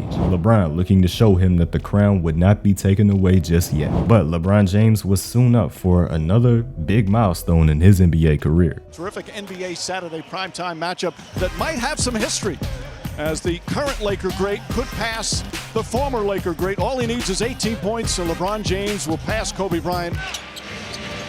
There's James, goes across the lane, lays it up, and lays it in, and there it is. He just became the third leading scorer in NBA history, passing Kobe Bryant. Another milestone for the great LeBron James. And nobody knew it at the time, but that would be Kobe Bryant's last tweet. We're coming on the air with breaking news, very sad news to tell the sports world. The LA Times is reporting that retired Los Angeles Lakers basketball star Kobe Bryant has been killed in a helicopter crash. On his way to Mamba Academy on that Sunday morning, Kobe Bryant's helicopter crashed due to poor visibility, taking the lives of Kobe Bryant and 8 others, including his own daughter. A loss that devastated the NBA world. For me, this is a god-awful day. Today's a tough day. Today's a hard day. I mean, this is hard, man. This is hard. The news is just devastating to everybody who knew him, known him a long time. When Kobe Bryant died, a piece of me died. Please rest in peace, little brother. Of course, this loss truly hit Lakers Nation hard. The Lakers decided to add a KB patch to their jersey to honor Kobe for the remainder of the season, and before their first game back, LeBron addressed Laker Nation. I got something written down. You know, they asked me to kind of stay on course or whatever the case may be, but Laker Nation, man, I would be selling y'all short if I read off this shit, so I'm gonna go straight from the heart. Kobe is a brother to me, and from the time I was in high school to watching him afar, to getting in this league at 18, watching him up close, all the battles that we had throughout my career, the one thing that we always shared is that determination to just want to win and just want to be great. And the fact that I'm here now means so much to me. I want to continue along with my teammates to continue his legacy, not only for this year, but as long as we can play the game of basketball that we love, because that's what Kobe Bryant will want. So in the words of Kobe Bryant, Mamba out, but in the words of us, not forgotten. Live on, brother. From this point on, it was a season dedicated to Kobe being Bryant. In March, the Lakers won 2 huge games to start the month over the Milwaukee Bucks and the Los Angeles Clippers, the 2 top contenders, with James having big performances against both. But in a season and a year with already so much sadness, there was unfortunately only more to come. I'm Scott Van Pelt here at ESPN. This astounding and unprecedented story continues to evolve. At halftime with Adrian Wojnarowski, I suggested that we would speak to him soon. I had no idea that it would be this soon. Well, Rudy Gobert has tested positive for the coronavirus, and the NBA has made the decision. They have just announced that they are suspending play starting tomorrow. NBA play is suspended, and then the league is going to use that hiatus to decide their next steps, how they'll go forward. But this is the last night of NBA games for the foreseeable future. Due to the worldwide pandemic, the NBA would be on pause for the next 3 to 4 months. In August, when the season would typically be well over in a normal season, the NBA was going to restart in the NBA bubble. This was anything but a normal season. But the Los Angeles Lakers entered the playoffs as the 1 seed with the Portland Trail Blazers as their first round opponents. A LeBron James triple-double average for the series would be more than enough to win this series in 5 games. Moving on to round 2, a similar story with the Lakers taking down the Rockets in another 5-game series where LeBron James and Anthony Davis both averaged 25 points per game. On the other side of the playoff bracket, the Los Angeles Clippers were now a win away from getting us the Battle of LA in the conference finals, up 3-2 in the series heading into a Game 6. But not only did the Clippers choke Game 6 after a Game 5 loss, but they choked Game 7, losing to the Denver Nuggets after being up 3-1 in the series. Behind a 37-point game from Anthony Davis in Game 1, the Lakers would defeat the Nuggets to kick off the series, and Anthony Davis would be the hero once again in Game 2. And here's Davis, 4-3 in the win. Oh, it's good! Anthony Davis has won it for the Lakers! After you hit the shot, it looked like on the video that you mouthed Kobe. Take us through that moment. I did. Obviously wearing the jerseys. But, it's a special one for me, a special one for my teammates. The Nuggets responded with the Game 3 win, but the Lakers closed out the series over the next 2 games, with LeBron James having a massive triple-double in the closeout Game 5, reaching now the 10th NBA Finals appearance of his NBA career, this time facing the Miami Heat led by Jimmy Butler. In Game 1, the Lakers blew out the Miami Heat from the jump with a 17-point lead by halftime and a strong third quarter to close it out. LeBron James and Anthony Davis with a dominant 59 combined points. Game 2 began similarly with the Lakers leading at 13 by half, but the Heat had a much better third quarter to not let this one get out of hand. Regardless, the Lakers closed this one out in the final quarter with AD and Bron combining for 65 points, proving to be unstoppable. With their season on the line, the Miami Heat fought back to get a much-needed Game 3 win to keep this series close, and Game 4 would also be close, coming down to the final 6 minutes of the game. James splits the defense down the lane, running layup, it's good, and the foul. Jimmy Butler, corner 3, in and out, rebound James. Pushes up the floor, Caldwell Pope, bang! Pass inside to Butler, throws it back out, Crowder gets a good look, that's good! Drives again, back to Davis. Davis for 3. Bang! Anthony Davis from downtown! A dagger 3 from Anthony Davis and a 12-point fourth quarter from LeBron James meant a 3-1 series lead for the Lakers, a chance to end it in Game 5, which was another one going down to the wire. Crowder picks up James. He tries another three-pointer all night to none. Nunn pulls back, puts up a 3. Got it! Kendrick Nunn! Feed inside to James, and he throws it down. Butler guarded by Morris. Shot clock at 4. Butler drives, stops. Up top, Robinson puts up a 3. It's good! Up top to Butler. Butler pulls up. Got it! James drives, gets inside, running layup. It's good, and a foul! Butler drives, falling away. Got it again! Went up the set of screen. James goes the other way. Drives down the lane, back out to Green. Green for 3. Off the mark, no good. Markieff Morris has it, throws it inside and throws it out of bounds. The Lakers had a wide open shot and a chance to win the NBA Finals, but they came up just short in a 40-point game from LeBron James. But in Game 6, the Lakers left no question about it that they were the best team in the series, absolutely dominating the first half in what looked like a game that was already over by that time. And behind 17 second-half points from LeBron James, it would be over. And that's it, it's over. This historic 2020 NBA championship belongs to the Los Angeles Lakers. Finals MVP is LeBron James. We just want our respect. Rob wants his respect. Coach Vogel wants his respect. Our organization wants their respect. Laker Nation wants their respect. And I want my damn respect too. On January 26th, it seemed like you guys got locked into a different type of zone. How did you channel Kobe? How did that make this season, in what was already an unusual year, so much more significant to you guys? That made us even closer. That brought us even closer. This is bigger than us. Personally, thinking I had something to prove fuels me, and it fueled me over these last year and a half.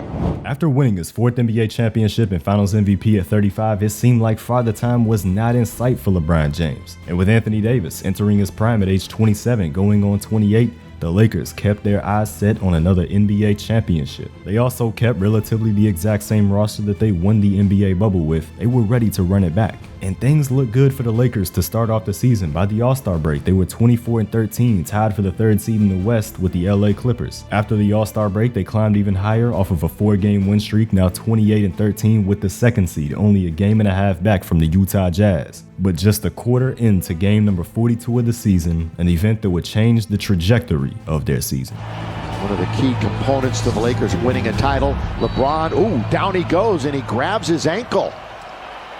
LeBron with his right ankle, and he's hurting. Not your atypical type of sprain, because it's like an inversion where normally sprain, you turn it the other way. He turned it in. LeBron James would now be out indefinitely with an ankle sprain. But to make matters even worse for the Lakers, they were already without Anthony Davis since mid-February when he suffered an Achilles strain versus the Nuggets. The Lakers went on to play the next 20 games without having both AD and LeBron in the lineup, where they inevitably slipped down the standings without their 2 best players. The Lakers ended their season on a 5-game win streak but found themselves as the 7th seed, which meant that they would have to go through the new play-in tournament in order to cement their spot in the NBA playoffs against the Golden State Warriors and Stephen Curry. The Warriors would dominate the first 2 quarters of play, up by 13 points at halftime, where LeBron and AD shot a combined 3 for 19, scoring only 11 points as a duo. They had to come out and be better in the 3rd quarter. Trying to jam it, James and Drummond right there. James down the other end, layup, block, a foul, count it, and 1. Still went down.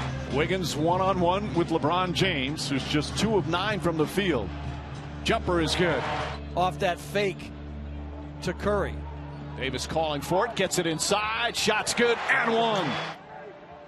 Pass inside to Wiggins, stolen by James. That's the 7th turnover here in the 3rd. They only had 5 the first half. Kuzma to Davis. James, 3-pointer, puts it in. Wiggins couldn't handle it, and Kuzma comes the other way. Lob it in, Davis throws it down.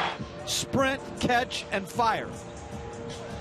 James back to Caruso. A huge Lakers 3rd quarter brought them back into the game, AD and LeBron stepping up to get this team rallied, and a back-and-forth final quarter saw this game tied up with under 2 minutes to go. Shot clock at 6. James looking to get a running start. Now pass to Caruso. Caruso on the drive. Inside Davis for the slam. 2 made free throws by Curry on the other end tied this game back up, and it was up to LeBron to respond. James, 2 defenders on him to Caldwell Pope inside. He's tied up by Green. Throws it back up top. James puts up the 3. Oh, it's good! LeBron James from downtown! A shot that the Warriors could never recover from through the great defense that the Lakers played on the other end. LeBron James and Anthony Davis through all the injuries of that season, bringing their team to the playoffs. As the 7th seed, the Lakers would be taking on the 2 seed Phoenix Suns, a new team here in the postseason led by Devin Booker and Chris Paul. And it was Devin Booker who had a 34-point performance in Game 1 to prevail over the Lakers, who got subpar performances from their superstar duo. But they did what superstars do, and that is respond. Game 2 would be a close one until the end, but LeBron and AD made the plays down the stretch. Carving his way, LeBron James. I think he's been quiet here in the 4th. He dances and gets it out to Davis. 3, bullseye. Crowder is out on James. Shot clock at 8. Davis a screen, wide open 3. Good. A huge response by the Lakers, 57 combined points from their dynamic duo, and with 55 combined points in the next game for the Lakers, they won this time in a blowout to take control of the series, a 2-1 lead. If they could defend home court and take a 3-1 series lead, they would get past one of their biggest challenges that they could see in the postseason. But in a season with such unfortunate events for the Lakers, it only got worse. And he grabbed that left leg. A groin strain in the 2nd quarter would put Anthony Davis out for the remainder of the game, and the Lakers went on to lose this game by 8 points. Without Davis in Game 5, the Lakers suffered a huge 30-point loss, now losing all control that they once had in this series. But Davis wanted to be out there for his team and fight through this injury. He gave it all he could. Here comes James after the steal by Schroeder, and the Lakers will have it, and KCP finds a cutting Davis, who is shoved from behind by Devin Booker.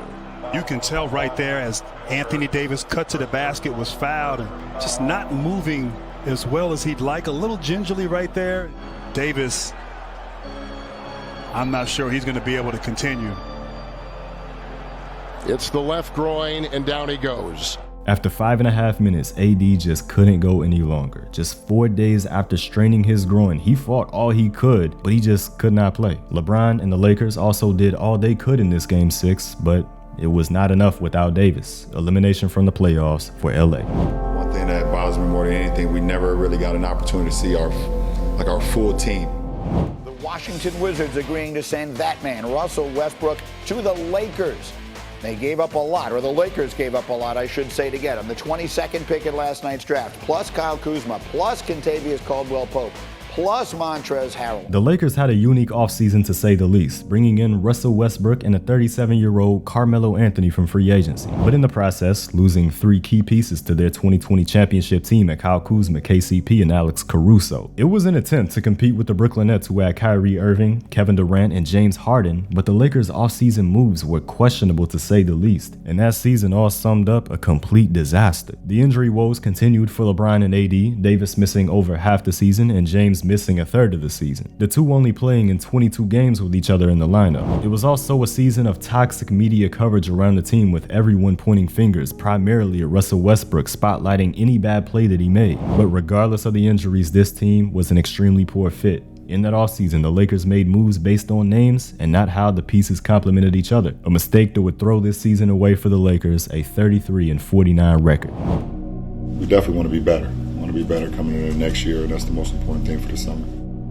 Despite an offseason full of rumors, the Lakers would enter the next season with the same core as before, minus Carmelo Anthony and Malik Monk. And through February of that regular season, the Lakers found themselves below 500 again, which included a stretch where Davis missed another 20 games with an injury he suffered against Denver. Coming up on the trade deadline, the Lakers knew that they had to make some things happen, but before all of that, LeBron James was coming up on NBA history and a record that nobody thought would ever be broken. 38 years, Kareem Abdul-Jabbar has reigned as the NBA's greatest scorer. Tonight, 38-year-old LeBron James could rewrite the record books. Alexander, Lakers win the tip. Away we go. LeBron James 36 points from breaking Kareem Abdul-Jabbar's scoring record.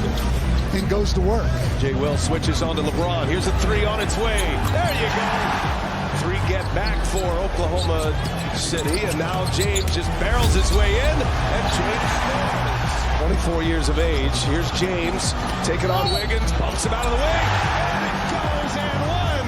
He can shoot the 3, as we said, shooting over 60% in the last couple of months. James, a little sidestep, he's fouled, and another one is down. Last year, it's even improved from the first 2 months of the schedule. LeBron fires a 3, that one's transition defense. LeBron James for 3. Down it goes. 7,600 playoff points. That's first. He's got a 3 on the way. He's got it again. Giddy turns it over. Westbrook finds James. James lays it in. Walker finds James. James lays it in. He is a basket away now. Coming to the end of the third quarter. LeBron James, a shot at history.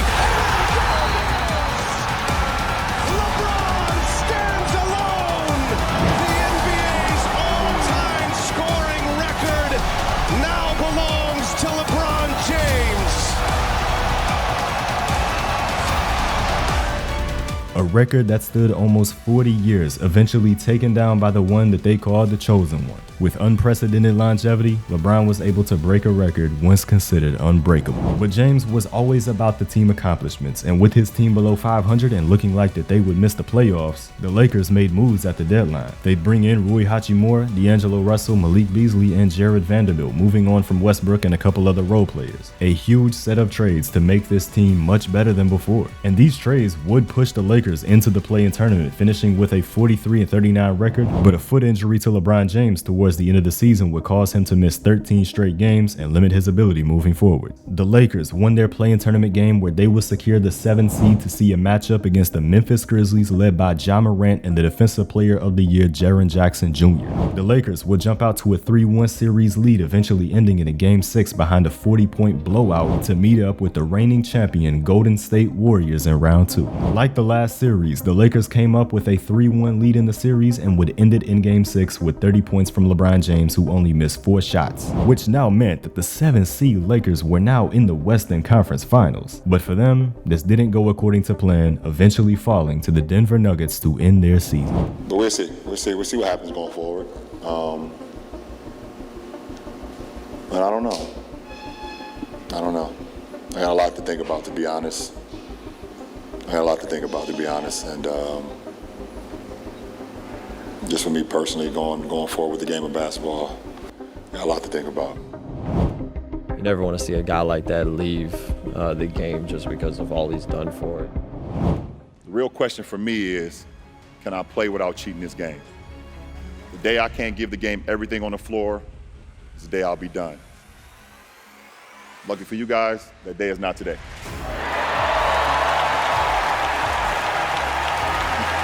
With the retirement of LeBron James no longer in question, it was time for the Lakers to run it back and continue trying to win. They kept the roster relatively the same, but what wasn't the same about this season was the brand new in-season tournament, a chance for a team to get some hardware before the playoffs even started, and of course LeBron James with his eyes on that hardware. Each team would play in 4 group stage games where they would reach the knockout round if they finished top 2 in their group. The Lakers group consisted of Suns, Grizzlies, Blazers, and Jazz, and the Lakers would beat all of these teams to finish undefeated in the group play, making it through to the knockout rounds. Their opponent in the quarterfinals, the Phoenix Suns, for a rematch in what would be a great game going into the 4th. James using the Hayes screen, back in on Goodwin. Oh, what a pass. That's a blind feed. Now it's Allen, back in with 5. Cups the ball and scores. Durant is not moving well. Wincing in pain. James, a 3. Nurkic with the ball moving to Gordon. That's a 3. Short. Rebound, Little guides it over to Durant. He'll load up and hit a 3. He's got the matchup against the big. James powers in, gives it up. Davis lays it in. Here's the bread and butter for the Lakers. This high screen and roll with their 2 best players, and LeBron again. James drives in, flips it in. Gordon swings it for Durant. Durant drives in, pulls up, money. 34 seconds to go. Booker turns the corner and finishes with the left hand. The Vegas on the line. 6-second difference. Reeves. Oh yeah! An incredible duel between LeBron James and Durant ultimately ends with James heading to the semifinals of the in-season tournament where the Lakers would face the Pelicans. The Lakers would go on to destroy the Pelicans in that semifinal game with 30 points from LeBron James leading the way. And the final of the inaugural in-season tournament would be a showdown between the Indiana Pacers and the Los Angeles Lakers. A showdown where it was LA taking control and maintaining control with 41 points from Anthony Davis and 24 points from LeBron James. Los Angeles Lakers win the first NBA Cup. They are champions of the inaugural in-season tournament. Laker team, come take your trophy.